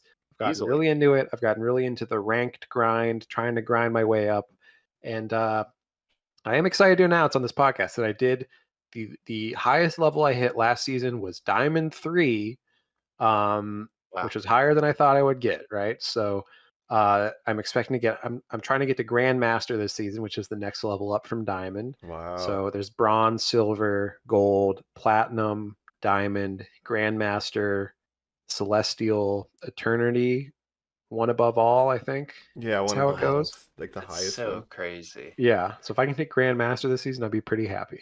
Nice. Yeah, yeah. But yeah, I've definitely been grinding that rank, and Sue Storm, the Invisible Woman, is my number one main for sure. She's the character I play most in ranked, but I have also played. I've gotten really into Cloak and Dagger recently. I think they're a great character in ranked. I've played Rocket. I've played Luna Snow, my favorite Marvel character, Luna Snow. And when I She go knows tank and Blackpink. ranked, I play Strange, play Doctor Strange a little bit. I play Namor, I play Psylocke for DPS, I play the Punisher. So yeah, I'm expanding my roster of characters that I feel comfortable with. Damn, okay, hero pool out here. Yeah, but mostly supports. I'm a support main, I think, and I pride myself as having a lot of experience with these support characters. So Mike, you're still rocking Penny, even though you're going through a bit of a boost period. So probably going to become quite a popular character, right? Yes. Now we got yes, a buff. Penny got a big buff in season 2. Yeah. Yeah, I got like 100 more base health, which includes the overshield when I'm on web, so I have a crazy amount of health, and I can crit with the web shot, which you couldn't before. So now I can have critical hits, more damage output. Right. There's a And then big just mind balancing traps. patch with season 2. Cap got a big boost. Captain America, your main, Yeah. Colin. Some other characters got nerfed, like Doctor Strange got nerfed, unfortunately, and he was my tank main. He's kind of was considered the best tank in season 1.5.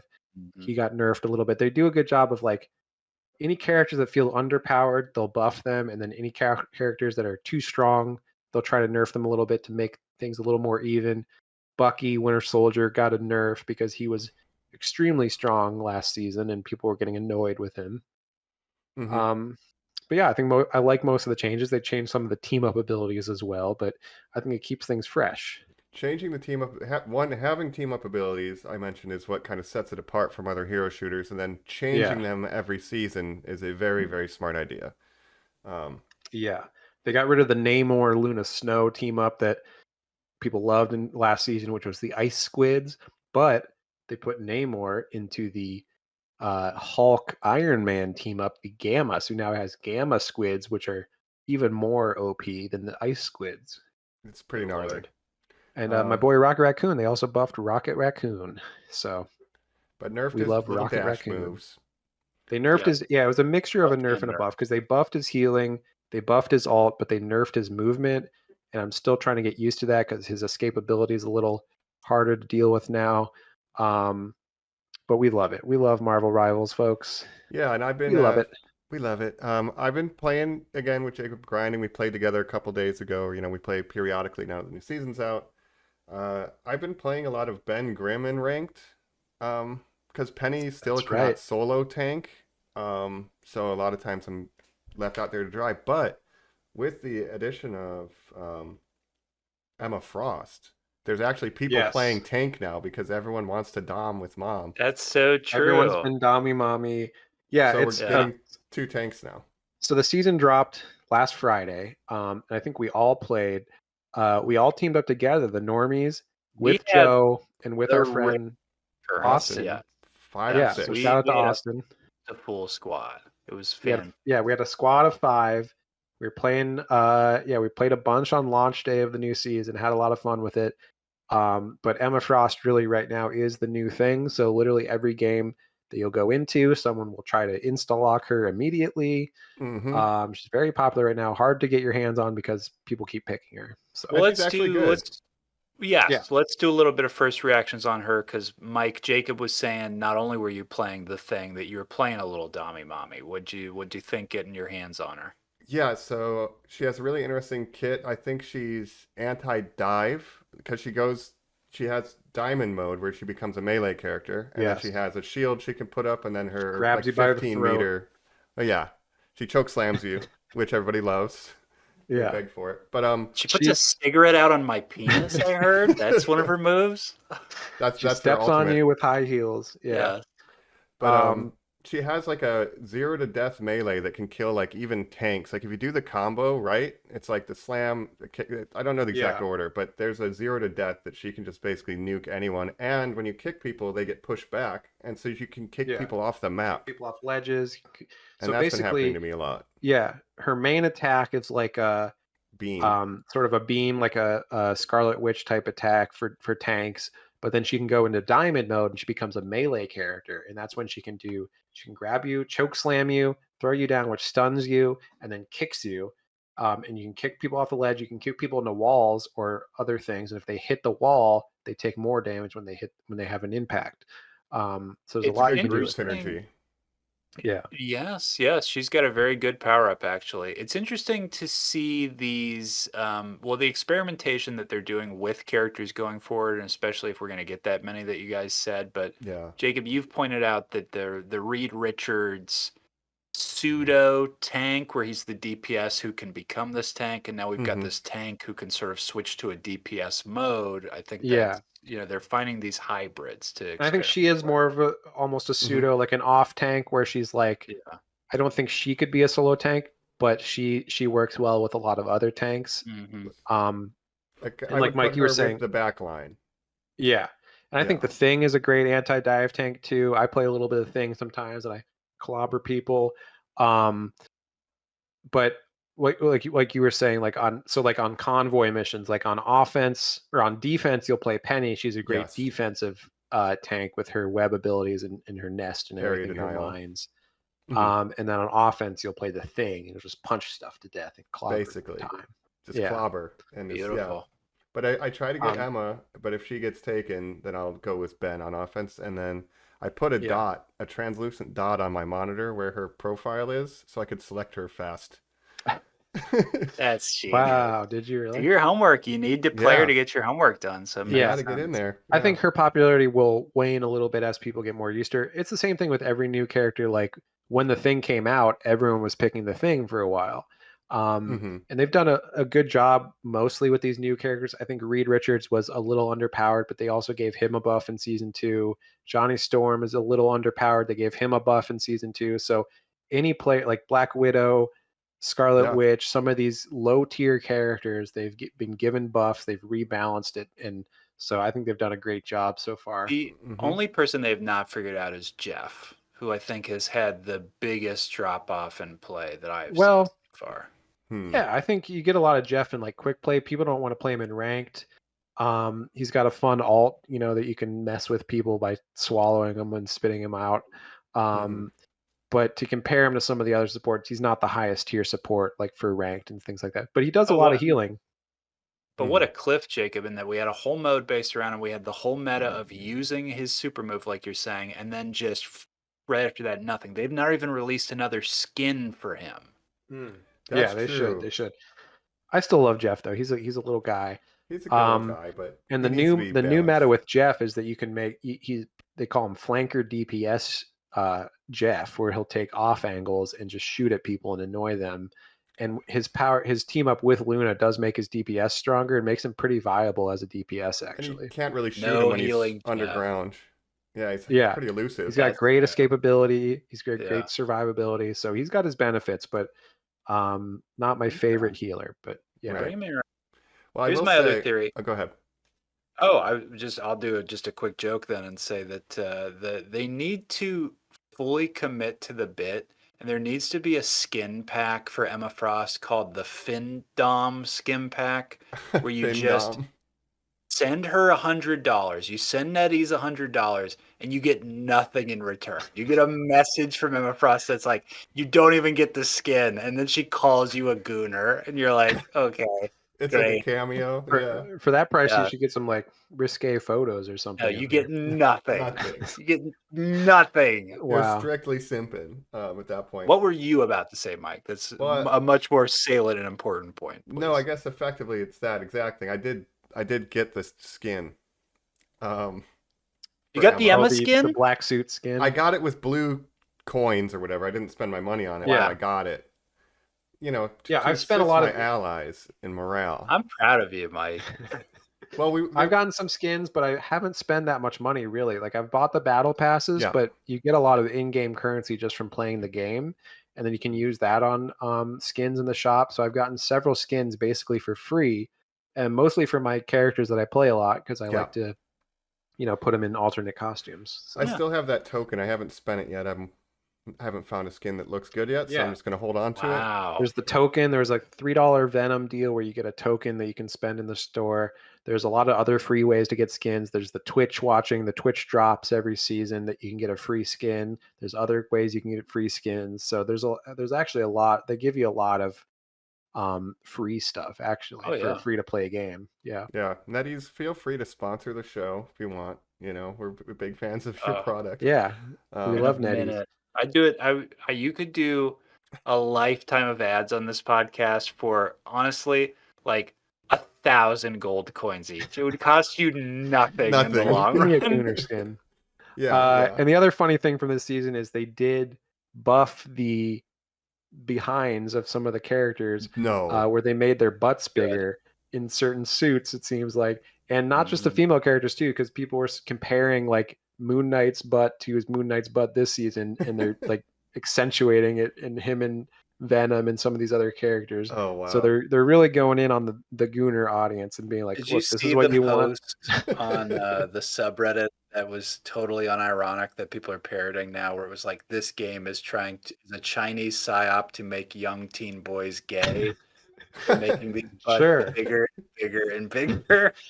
Yeah, it's definitely to make them gay. It's not like they're releasing a bunch of like risque female character skins. Nonstop. I could definitely see it as a Gooner agnostic, like a full-on Gooner psyop on both sides of the aisle. That could be it. Yeah. They're equal opportunity Gooners out here, which I appreciate. They're supplying for I'm happy that everybody. my dad doesn't have to listen to this podcast and ask me what a Gooner is. Oh, yeah, don't look it up. I'm just so happy.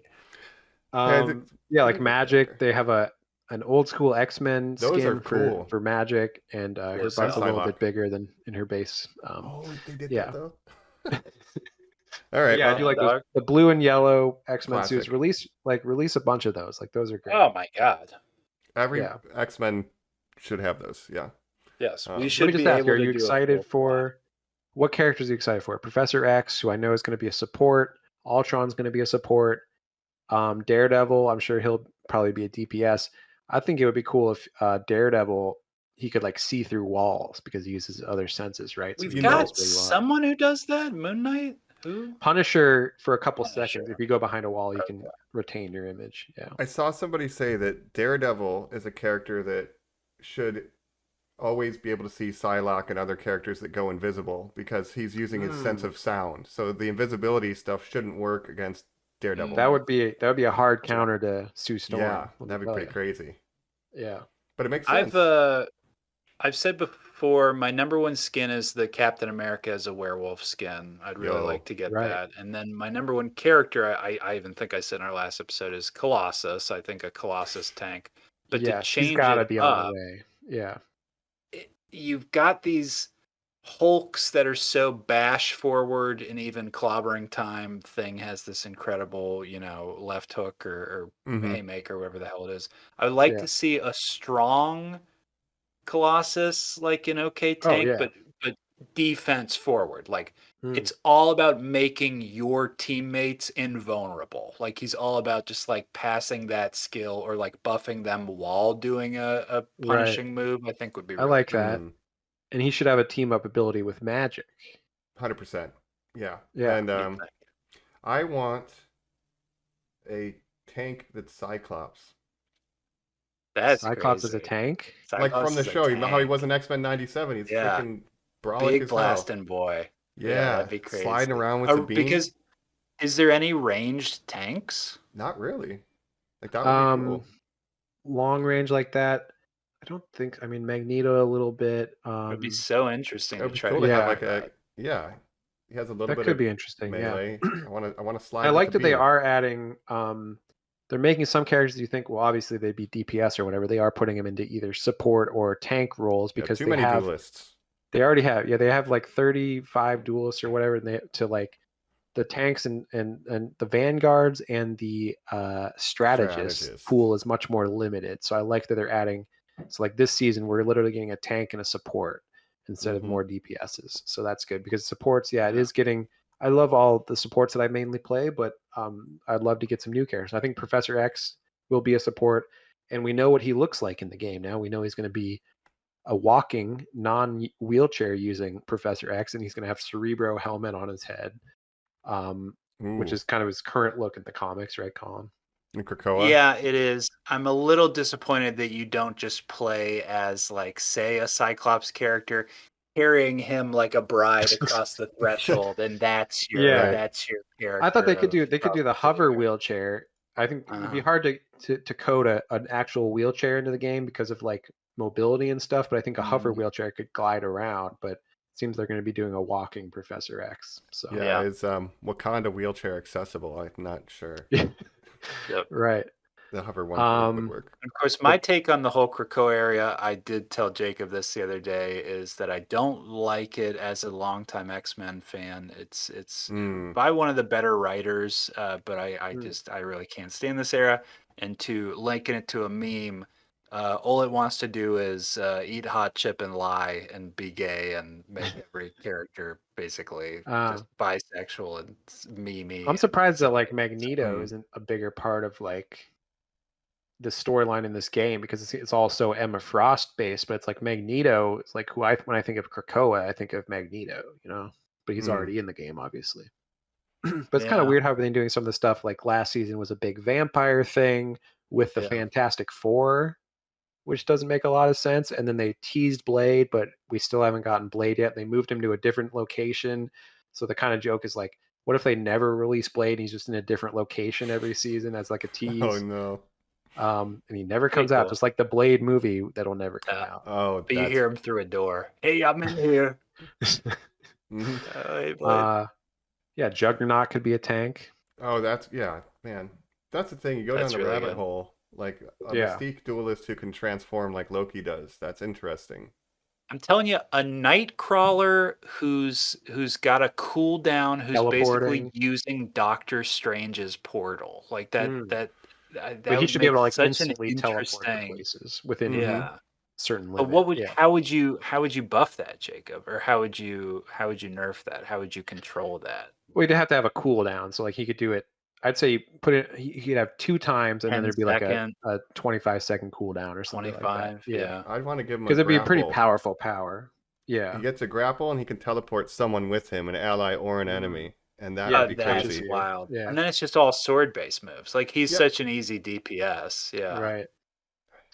And Gambit, I want everyone wants Gambit. Yeah. Gambit, he'd be a great DPS. I also want more like deep cut characters because we're getting all these popular characters. That's fun, but like Jeff the Shark, Luna Snow, Cloak and Dagger, like these are more deep cuts. So I want kind of some more of those where it's like I don't know this character at all, and like getting to know them in Marvel Rivals, Yeah. We will, because we're obviously going to get a Deadpool after that movie. Like, that is... Oh, yeah. Deadpool will come. And we get all these MCU skins. We got the new Doctor Strange Multiverse of Madness skin, which looks really dope with the, like, zombified hands and stuff. Cool. So that's pretty cool. Give us a Red Guardian. I dare you. Well, I believe they will have some kind of Thunderbolts tie-in with... I feel like Winter Soldier should get his MCU skin as a tie-in. We said that. We didn't get Red Hulk, so... I want US Agent skin, too, for a cap. Yeah. Right. But, yeah. It's a good... What do you think of the maps for Krakoa? I like the Krakoa maps. I think they're pretty decent. Well, it's just the one domination map, right? Oh, I guess it is just one domination. It's always got 3 phases, though. That's how right. Well, I'm just disappointed because I want a new, like, convoy map, and... Because domination is my lesser favorite of the 2 kind of modes in this game where it's like you either escort a thing or you take capture the hill style, which is domination, and I like the convoy a little bit better, so I wish there was a new convoy. Complete opposite, dog. Wow. Really? I like them both the same. I'm just having fun. But I don't know, the King of the Hill gets a little old sometimes. I just like the convoy a little better. Fair. But I like the Krakoa map. It's got teleport things that you can go into to move around the map. Here's what I want. I want a mode that has a teleporting boss, like it's MODOK, it's some sort of giant thing that they Like a won't make like a PvE character you play element. as. A PvE, where it's two teams who have to get the thing, but it can jump around and it has team wipe blast abilities. It sends out hordes, so it's like a race to see who does the most damage to it, and it's keeping track of that. I'd like to see Ooh. that, That's or who interesting. gets the last shot in, or something. I just like to see a new mode, basically. I If think they they, will end up adding PvE elements at some point, which is something Overwatch did as well. Yeah. They do have a lot of special modes, limited time events, and things that they've done, which are kind of Yeah. fun. They had a clone rumble for a while where you could be every team would each team would pick one character, and then you could be one of those two characters. So you'd have a bunch of things running around or a bunch of rockets. That was a lot of fun It for was a super limited clever. The time. Jeff Paint thing was clever. Yeah, Oh, Splatoon. Jeff Splatoon. You had soccer with Oh Iron man, Fist. I forgot That about Lunar New Year sucked. soccer. It was That sucked. interesting, but it sucked. Yeah, yeah. But I like that That's the first they time I do the played special modes. Shang-Chi or Iron Fist. Iron Same. Fist, And yeah. Star-Lord. Yeah. Shang-Chi would be a good one with the rings, right? 10 It Yo. would just be the same. It'd be it's Iron Fist. Yeah. Give me Well, there's a million Awkwafina's Marvel character from characters that that they could movie add. with the bow and Yeah. Oh arrow. God. Yeah. But yeah, we love the Marvel Rivals. I do want to learn Mather. I want to learn Emma Frost and like get cracked. Yeah. And kick people off the She's the good. ledge. She's strong. Cool. Yeah. I think she's Yeah. high tier. You know that finishing move, Mike. I think it's a good move. Mm-hmm. So yeah, I'm enjoying the season. Glad to be back. Absolutely. Well, we love Marvel Rivals. We're gonna keep playing it. I'm gonna see how Let's high I can have get ranked. Yeah. a little diversity here, and Mike, please instead talk about Monster Hunter, a game that I Yes. cannot bring myself to play because instead the 10, 20, 30, 40 minutes I get to play a game, I'm like, ooh, that's 2 rounds of Rivals. It's hard, yeah, because like Monster Hunter And one similar- monster fight could be like It's 40 30 20 minutes. I minutes. mean, Yeah. they set a timer to it. I mean, it's Yeah. at least. It can take a while, especially until you get crazy gear. Then it starts to come down. But when you're first playing through, it's 20 minutes plus. But Monster Hunter, like Rivals, has an update too, and they added 2 new monsters. We're gonna get another more powered up monster soon. They added Emma Frost. They added Mother. They added Mother. I can There's hunt like a- those thunder thighs. That's right. They hunt you. Yeah. But so I've been playing that still here on and off. I'm level 212 now. Damn. I've been playing a lot of That's Monster Hunter. incredible. You got like the end game gear and stuff. I got end game gear. I got pretty much everything I need. I'm still cosplaying as Furiosa. There's new gear and like meta shifts with buffs and stuff that happen. So with the new monsters, there's new weapons and stuff I might mess around with. But it's been fun, and I'm Right. doing what I learned is crown hunting. I didn't know about this. But there's big versions of the monsters and then little versions of the monsters. They can vary in size. And if you get a big one or a little one, it'll have a crown. So I've been trying to get all of them. Wow. Get the And it's by rare- gender. rare You crowns. get a little queen's crown or you get a little king's crown. Mm-hmm. Yeah, and I like when you find some of the monsters and you get them, like, they're just little guys. It's like, wow, they're like adorable almost when you get a real little one. Like, When okay. you're have to really kill used to them. fighting something that's big and instead it's the size of like a dog, you are like, oh, this is great. This is so I'm much gonna better. murder Yeah. this thing now. Yeah. Yeah.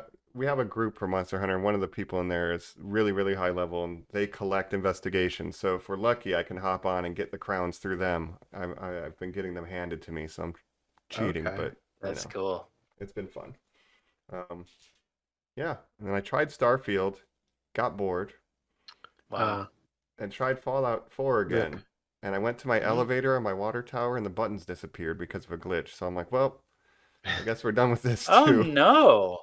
And I can't Gotta get rebuild the the elevator Starfield. in that location. So I'm like, well, forget this. So I tried to You play just other blow stuff. it up. I should just blow it up, really. He was a benevolent warlord, but now he's turned sour. But they One day he disappeared and they snapped. stayed disappeared. Like if you reload the map or anything. Yeah, they are just disappeared. Oh, weird. And Well, yeah, Starfield's a great game. it's all right. I'm probably the only fan of Starfield in the world, but I stand by it. I was trying to build some ships, and then they weren't working, and I was like, I don't know.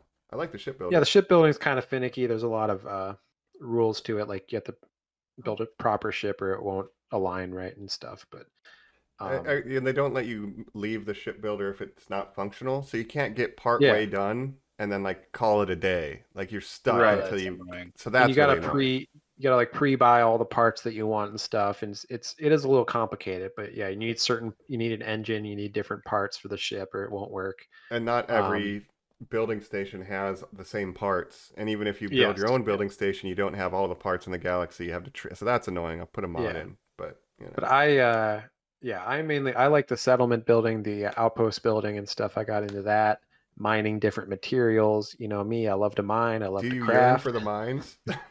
I yearn for the What did mines. you just say? Did I say In that again? Minecraft. We should have said that. There's no time. Yeah, but I love that aspect of it, and making my production lines where all the different minerals get shipped to my one base, and Yeah. that's where I refine everything. You know, I love that side of things. So I've Right, had the right. fucking taste for it. I really want to drop into a Minecraft world. I that's think. right.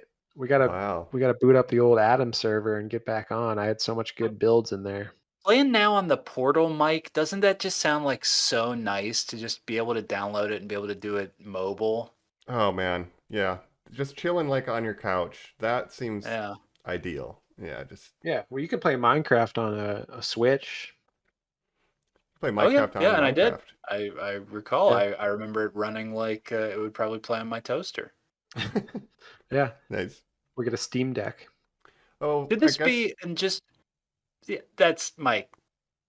We kind of need to say real quick, and I know yeah. we're going so long, but just real quick here, we got all the Switch 2 news. Can we just react to Uh, that real quick? Perfect. I don't have too much of an opinion on it, but I want to hear you Really? guys' opinion. Do you? But Jacob, as far as you have like a Game Boy Advance. As far as Yeah, like handheld gaming, something I love. You're grabbing it right now. You've got your, I think a Pokemon Crystal in there. Is that's that right. correct? That's right. That's Classic. I absolutely right. love to think about you having that there. But as a Steam Deck, the Switch that you have, are you a handheld gamer? I'm not really, and I do have a Yeah. Switch that you gave me, if you recall, Yeah. which Hmm. was a great gift that you gave me for Mhm. free, and I really appreciate that. But I don't play Switch too much. Ask I them if you can trade it in and turn it into a Switch 2. Mm. Mm-hmm. Trade I out. played. There's a while where I was playing Switch because I was borrowing games that you owned and playing Yeah. them, and then you moved out of state, so I wasn't able to borrow your Makes games it harder. anymore. Yeah. Yeah, but I was enjoying, Tears of the King or Breath of the Wild for a little bit, and I some Three Kingdoms. What's it called? Three houses. Three Fire Houses. Emblem. Yeah, Fire Fire Emblem. Emblem. Ship Fire Emblem ship Mike, Three emblem. Houses. I was building a relationship with all my friends in that game. Yes. Mike, it's been a minute since you've had a Nintendo. What is this bringing you back? Is anything gonna bring you back? I mean, I have a little bit of, I don't know, it's just a negative reception of the news because Mm. it's very expensive. Plus, thanks Very to Trump, expensive. it's going to be very, very expensive. That's right. Well, Very, Nintendo's very. gonna move all their Yes. manufacturing to America, so just wait for Oh, that. that's That's right. Then right. who's gonna be laughing? Mike, we'll be Yeah. making the games. They'll probably give them to us for You can work free. in the I'll be Switch screwing them factories. together. Yeah. The I'll- Switch mines. That's right. Hey, you like crafting, right, Jacob? Let's get in there. Mine the switches. That's Oh, right. Oh, oh man. no, I'm being whipped by Steve Mnuchin. Doug Bowser. Oh no, Yeah, Doug. Doug that's right. Bowser himself. Yeah. Yeah. Bowser. Yeah. Finally turns heel. No, there's stuff Yep. like that, but then the fact that they're like Mario's going to be $90, and like, Yeah. so the game price I think is opening the floodgates for GTA 6 to be $100, and then the thing where they say if you buy a physical game, sometimes the cartridge might not even have the game on it. Yep. It's just an access code to let you open the file that you download. We have I a think new that's shady. system. You know how games have always been digital games? Well, we're trying to own the idea of that. It's like, oh, cool. Yeah. Great. It follows I think the industry price of trend. individual games is going up because they've been $70 for a long time. They were $60. Inflation. So I guess they're going up in price, which Yeah. makes sense. But yeah, everything's getting expensive now. It's the Switch anti-consumer to practices, I feel, of the yeah, industry wants us to not own any of our games anyway. Like even Ubisoft Yeah. is trying to argue that you don't own your games, you own access to it that we allow, and I think that's really right. fucked up. So That's the thing is like, yeah, NBA 2K, like my 2-year-old NBA 2K game, I can't play the main mode on it because they shut the servers down, and I only ever played single player, but you can't play single player on that game because they shut the online servers down. It's like, okay, well, why the fuck did I buy this game then if I can't I play the can't hear main stuff mode like on this that. game? No, That's and that's Yeah. that's the thing that pushes me closest to turning into Luigi. Like No. that's like Yeah. call me Super Mario Colin because I'm about to go on a rampage. That's Right. like horrifying. And that's Right. something with Nintendo too. They sometimes have a lot of anti-consumer stuff. Like, you know, they don't have every game on their digital store for like Super Nintendo or Sega Genesis. So Yeah. it's like And you think that would the be an only easy thing where yeah. you can make a lot of money by charging, like you can Nope. get a backlog, and it's like, no, we're protecting our old IP for some reason, And like even making it hard to third-party get. games aren't getting listed, and that creates the problem of preservation, where it's like the only way to play any of this shit is by pirating it because it's not available anywhere. Like, what do you want us Right. to do, right? So it Right. causes a big conundrum that I don't like But either. Bloodborne 2 I on the was gonna Switch, say, dude. of course, on the flip side, there is Yes. the actual specs of it. The screen is larger than the Steam Deck. It Yeah. runs at a okay fidelity. It's like a PS4. I get a little, Mike, that's what I get a little upset about when people are like, it's cutting edge, it's the newest technology. So we're going to show it. So on the left is a PS3, on the right is a PS4. Here's a Switch 2, and here's a PS5. You can see how it's close to some of those things. And I'm like, that's horrifying. And then Right. it's, I don't know. I don't know. Well, this Bloodborne 2, which isn't really Bloodborne 2, but Yes. it's a From Yeah. Software game Original that game. seems like a spiritual successor to Bloodborne. People have been wanting And a Lies of Bloodborne P. 2 for a long time. Yes. I've been seeing it called Lies of Bloodborne. Lives Right. Bloodborne. It is like that. But to make that a Switch exclusive is interesting. Like, obviously, Bloodborne was a PlayStation exclusive. Yes. Or is it going to be an exclusive to Switch? I think that's what they said. Because that's really interesting to me, because like From Software games, you would think like you want like good hardware to play it on, right? They are doing some Mhm. bullshit stuff where I know the games that I'm excited for, like Hades 2, is not going to be a console exclusive to the Switch 2, but they are pointing out that it will only be on the Switch 2, not on the Switch, which is to say, please give us $500 more, which That's I kind of normal, where it's like, yeah, PS5 course. games don't work on PS4, right? Yeah. Like So they want you to buy the new console. Yeah, I mean, But, the yeah, Bloodborne I don't- 2, I have it's directed by Miyazaki. I think it's PvE, but it's like 6 player. Like, it has a weird multiplayer component that I'm Yeah. not crazy about. And the same thing with Night Rain. It feels like they made 2 asset flip games, and that's very Yeah. not like Yeah. From Software, and it's kind of bumming me out. So I They've mixed made a lot of feelings. weird choices ever since like post Elden Ring. It seems like they've lost their way since as they a got company a little bought? bit. Yeah. Yeah. Oh, did they get bought? I mean, they got Game of the Year, and then now, yeah, things be And different. now they have shareholders, baby. Mhm. Right. It's the way of the world. I love Well, capitalism. It's Hey, the best. AC Shadows came out. People are saying that's pretty good. AC Shadows. Yeah. It's woke. Plays the samurai. It's woke, Colin. You don't understand. It's woke. It's freaking woke. There's It's women freaking woke. and black people Yeah. in it. It's so woke. I hate it. And specifically, we should say that's the video game that Mike Johnson was saying that we're all being lazy gamers playing. I'm sure, of course. Is that his Oh. name, Mike Johnson? Who's Mike Johnson? Who's the Speaker of the House? Oh yeah, Mike Oh. Johnson. Mike Johnson. Yeah, that is Yeah, his Is name. that what his name is? Did you guys see that quote where he's like, "Men need to stop playing video games"? Yeah, we need Yeah. to get him off the video Draining games, get us. him into the mines where they can build video Yes. games for the consumer. That's right. I Get him into the wish- factories. But don't you think he saw one picture of Assassin's Creed where it's a black samurai and he was like, "We need to end this"? He's like, "We gotta Sure. put a stop to all this." We should talk to his friend Elon Musk, who claims to be the best, like, Gamer ever. Path of Exile player in the world, even though he's Sure. hiring people basically to boost his accounts to make him look better than he is, and got caught doing that basically. Did you So, see the he's video a fake of him getting gamer. bullied? Yeah. Yeah, it was Where they keep hilarious. spamming the comment, "Lord never You- left you." Yeah. Yeah. Grimes, yeah. Or I'm sorry, Grimes Grimes. never loved you. You will That's die so alone. great. Nobody likes you. You will die alone.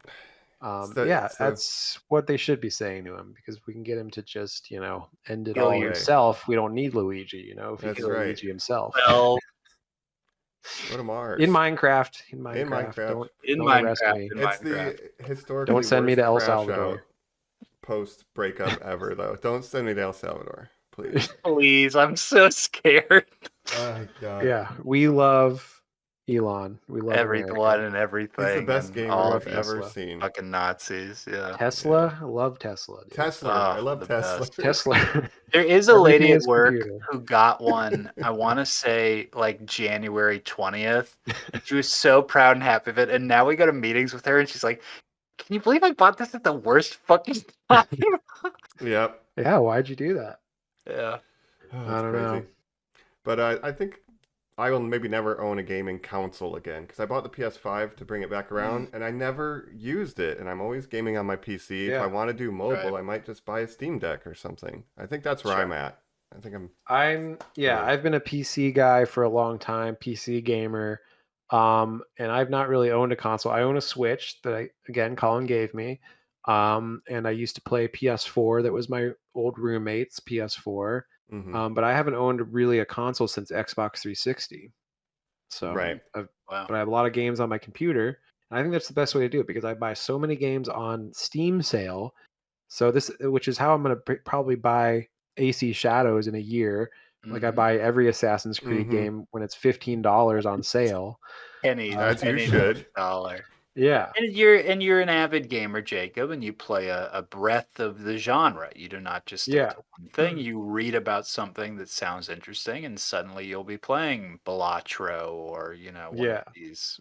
I've you know. avoided a Balatro because I don't want to get addicted, but I own like 300 games on Steam, or I own them, I guess. But Yeah. and the only way I can afford to own so many games is by buying the majority of them on sale when they're like $5, right? So if you can get Mhm. games that were $60 when they came out that are $5 a year and a half later, that's a great deal for me. So that's how I collect a lot of older Right. games.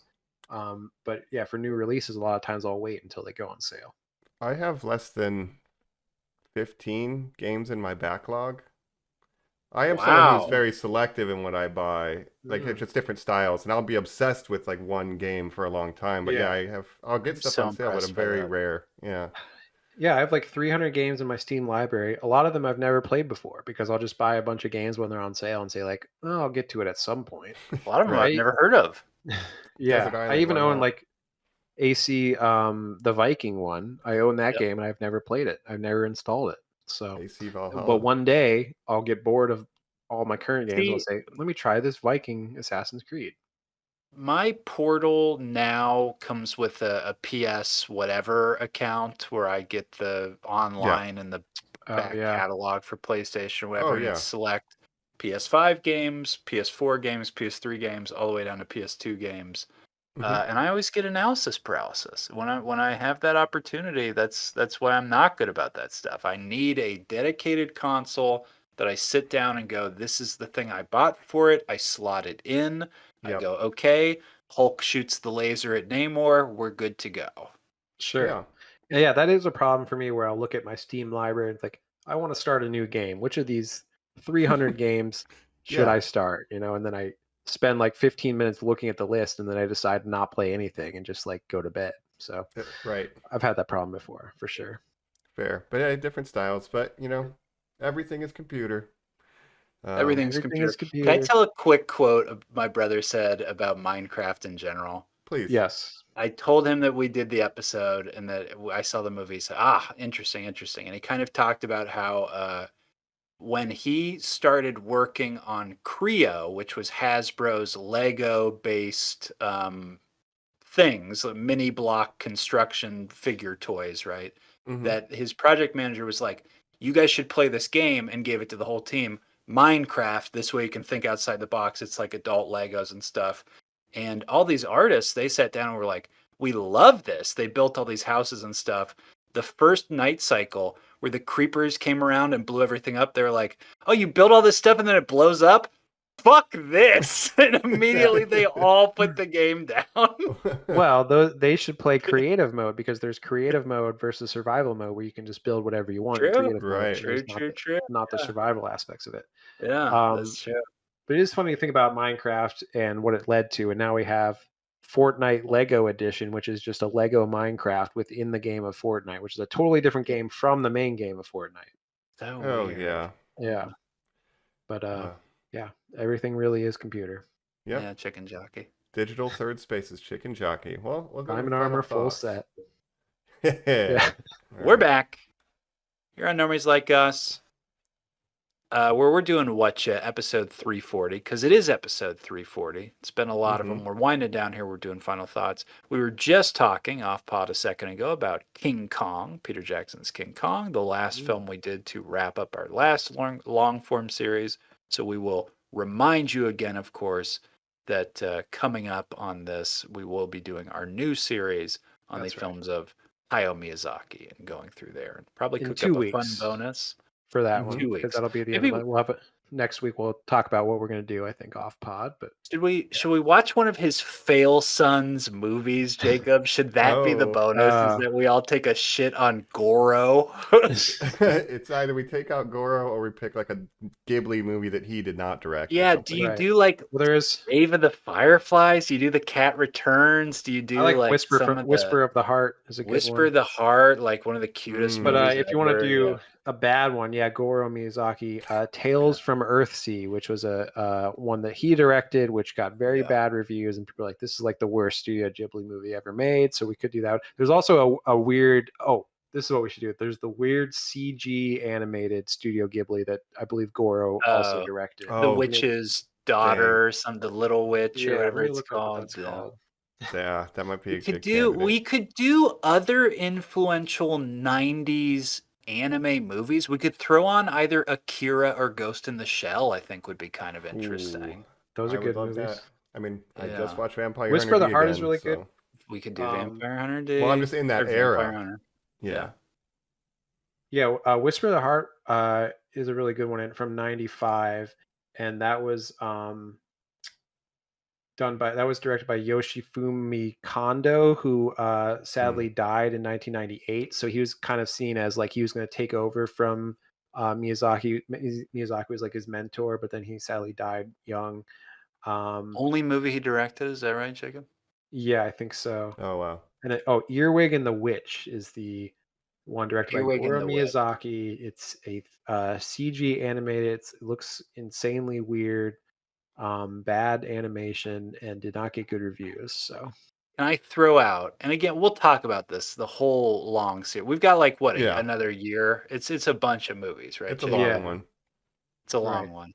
Can I throw out one that is in our bailiwick, in our wheelhouse? That's we kind of like, it's someone we love. It's something we've talked about a lot with the Godzilla connection, with the fact that this man literally voices the lead character in The Wind Rises. Hideaki Anno. What if we did Evangelion the end of Evangelion? the end of Whoa. As the end of our bonus, or the end of our Miyazaki series. That'd be The kind of end. interesting. I like that too. Yeah. And maybe Yeah. we could have the listeners let us know what they think is a good idea. Yes, We could figure it always out. a good idea. Yes. Yeah. Yeah, if we want a Yeah, bad that's it. one to make fun of, though, yeah, we could do Earwig and the Witch as well, which has a 28% on Rotten Tomatoes. Wow. I've never seen Our Studio that. Ghibli There's- film. Yeah. Is Yeah. that a Goro? Is that a Goro? That's though? a Goro, and then Tales That's a from Earthsea is Goro. too. It might have to be that one because it goes against the art form and Yeah. it's his loser it's Goro. son. Like there's so much to explore there. That's so interesting. Yeah. Okay. And it is- yeah, hyped and- for that. Obviously, Miyazaki, he's always like, he's never given his son validation, sadly, and been like, yeah, I wish my son was. He's a was better. failure. He says things like, I'm so excited to talk about the man that he is. Yeah. Legend. Smoking a cigarette and talking about like the world needs to end. We all need to die. And you're like, what's this movie about? Personality About a wise, little girl. yeah, he's like the exact opposite of his work. It's about which is really a funny. little girl in the ocean, and she eats a big sandwich. She has fun. And you're like, okay. Yeah. the two Miyazakis. That's what we could also do, like the documentaries about him, which is like there's been Yes. several documentaries where wow. Well, he's we'll just like- talk. I think Yeah. that's just the homework. We'll talk about those Yeah, as we're doing the series. I feel Mhm. like, yeah, fascinating individual. I can't wait to talk that about. is Yeah. that's what's to come. Yes. That's right. Are there other things you are looking forward to that are coming up? Now, Mike, you talked Yeah, we about Vampire Hunter D. Jacob and I were talking a little bit off this pod. Something we're excited for: his long vampire watch last Halloween coming to fruition with Sinners. Maybe we could do an episode Right. on the new Ryan Coogler movie. Yeah, That's what I was going to pitch see for that. next week, because that comes out this weekend. So we could be doing Sinners next week, then Sinners. I'm our here for it. I'm Miyazaki. going. And then also early next month we have Thunderbolts, Thunderbolts. We're going to be talking Yeah. more Marvel. which is actually I'm kind of excited about. It's looking like it's going Why? to be one of the best like MCU movies in a while. I've been seeing these practical effects. Florence Pugh jumping off the second tallest story in the world Oh. building, doing some Mission Impossible Tom Cruise type stuff. That's so cool. I didn't know that. yeah, check it out online. Like there's like a behind the scenes video of her jumping off this building. Who directs it though? Like, tell me Uh, anything about the people that make the Let movie. me look it Yeah. up. I'm not sure. But yeah, It is their one that they're pitching as like, yeah, we're doing like real effects, all kinds of stuff. We got all these A24 IMAX. people. They're really hitting the IMAX. Yeah, the Yeah. A24 Oh yeah. angle. They did that whole trailer.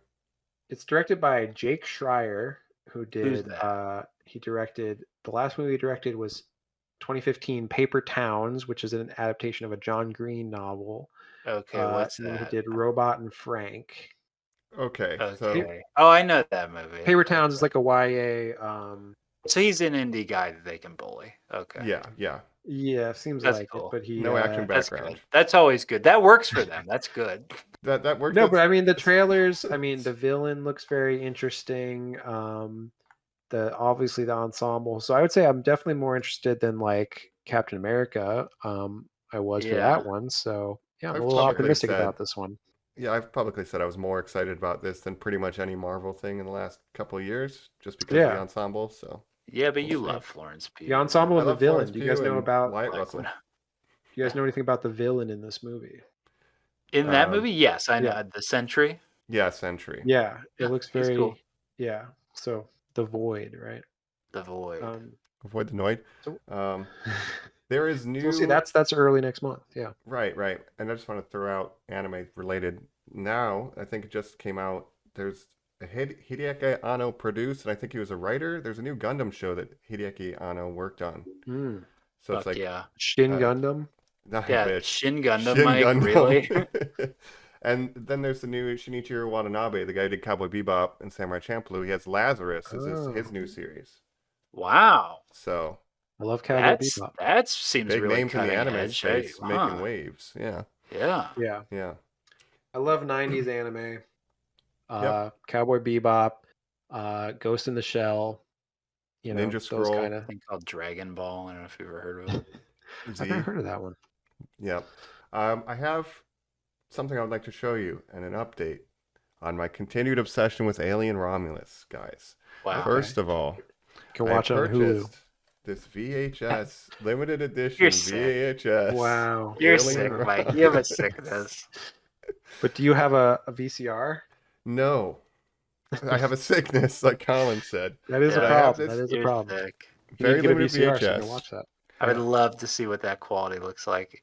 I hear it's kind of disappointing in that they added more VHS effect to it because it didn't look Oh. VHS enough on Reddit, but I just want the Sure. artifact, and I think it's Letterboxd. I wish they would have done a pan and Oh. scan of it. I hope so. Oh, is it not? Interesting. It's Okay. I don't like Letterboxd, pan and scan. unfortunately. No, but for this type of thing, it For should be. VHS, it has to be, Jake. Yeah. It's not about that. Yeah. It's I about prefer having letter. worse I want to see the quality. whole frame. Yeah. No, I not want what they me. would have done in the 90s to a You home want to watch release. that Yeah. on like an old CRT TV. I want to see it. Yes. I want to hear it crackling. I want to be in a kitchen, and I want to be Yeah. looking at a TV that is wider than it. They're wider than it is, or thicker Yeah. than it is You wider. want an old tube TV. Takes Yeah. two people to carry it, yeah.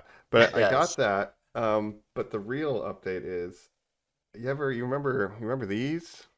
Yeah. Those kicks. Those are I great. have, I've purchased them. They are not here. Wow. They were supposed Those to will go be great here with on your time. jumpsuit. I was going to show them off. Wow. Those are gonna go great with your jumpsuit. I I'm know. so proud of you. Well, since nobody likes that movie, they went down to being only $20 more than retail on StockX. So I said, you know what? The 20 Fuck bucks yeah, is worth dude. it. You're turning into a Wayland Utani employee. You're just gonna wear a what? Wayland Utani jumpsuit. Well, I'm going to make and, Wayland Utani Nintendo Switches, of course. Yeah, dog. Yeah. Yeah. Mike's chosen his side in the corpo wars, dog. I'm just preparing you- myself. Get in line or die, Jacob. Look, they got mines in Alien Romulus too. I yearn for them, you know? Yeah, That's dog. right. I yearn for the space mines. They got those Mhm. canaries, remember? Absolutely. But I keep rewatching Right. it and finding more things that I like about it. And I think a video essay I might love be this for coming. you. I'm finding We've got more Alien nuance. Alien Home coming out soon on FX, right? Alien one- Earth. Alien Earth. Earth, yeah. You know? Alien Alien Home, E.T. Alien Phone Home. Alien Ant Farm. But Um, yeah, that's the update. We're going to have the Alien Romulus fit finally. So, Fuck yeah, dude. I This love is gonna that. be a good Halloween for you. I You get know. a pulse rifle and you are done, my friend. I'll just Right. be Alan Ripley. Yeah, you could be That's gender right. swapped Ellen Ripley. You get a little cat carrier on your back. Yes. with a cat Yo. in it. Yes. Put a little curly wig on, Mike. You're done. I love You're it. there, I my love it. friend. All right. Well, it is I going to be a love good it. Halloween. And then you take the same boiler suit and just put on a Michael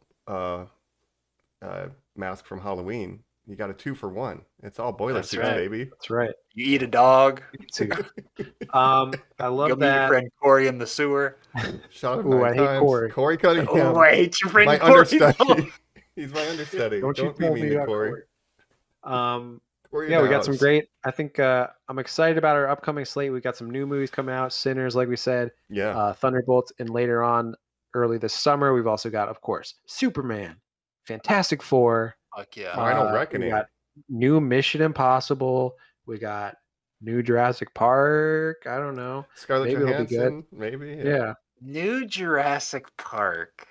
Jurassic World, I guess. Ah. Rebirth. Yeah. Rebirth. Yeah, Yeah, boy, were Yeah. those bad. dinosaurs.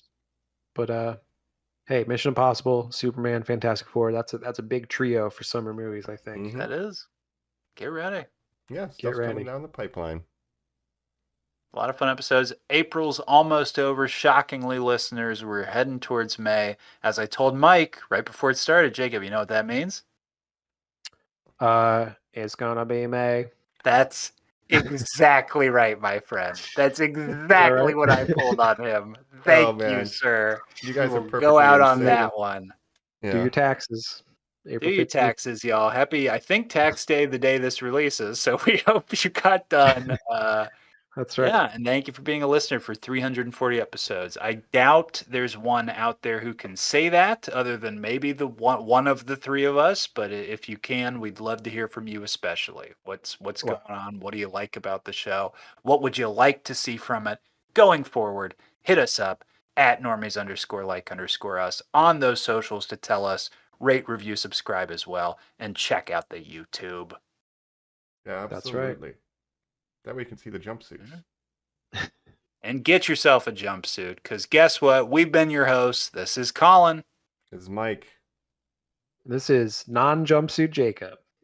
Because I ain't wearing a jumpsuit, but He I wears wish I had speed suits. one. Yeah. Right. Speed suit Jacob. That's right. All right. Oh, And Thanks for listening. birthday suit Colin. That's Oh, right. I That's hate right. Go that. to YouTube. Now we're really talking about gooning. Hell yeah. All right. Goon you later, Normies. Bye-bye. Bye, Gooners. That's our new sign off. Gooners like us. Gooners like us. Bye. We'd make more money. We would. We would. All right. Bye. Bye.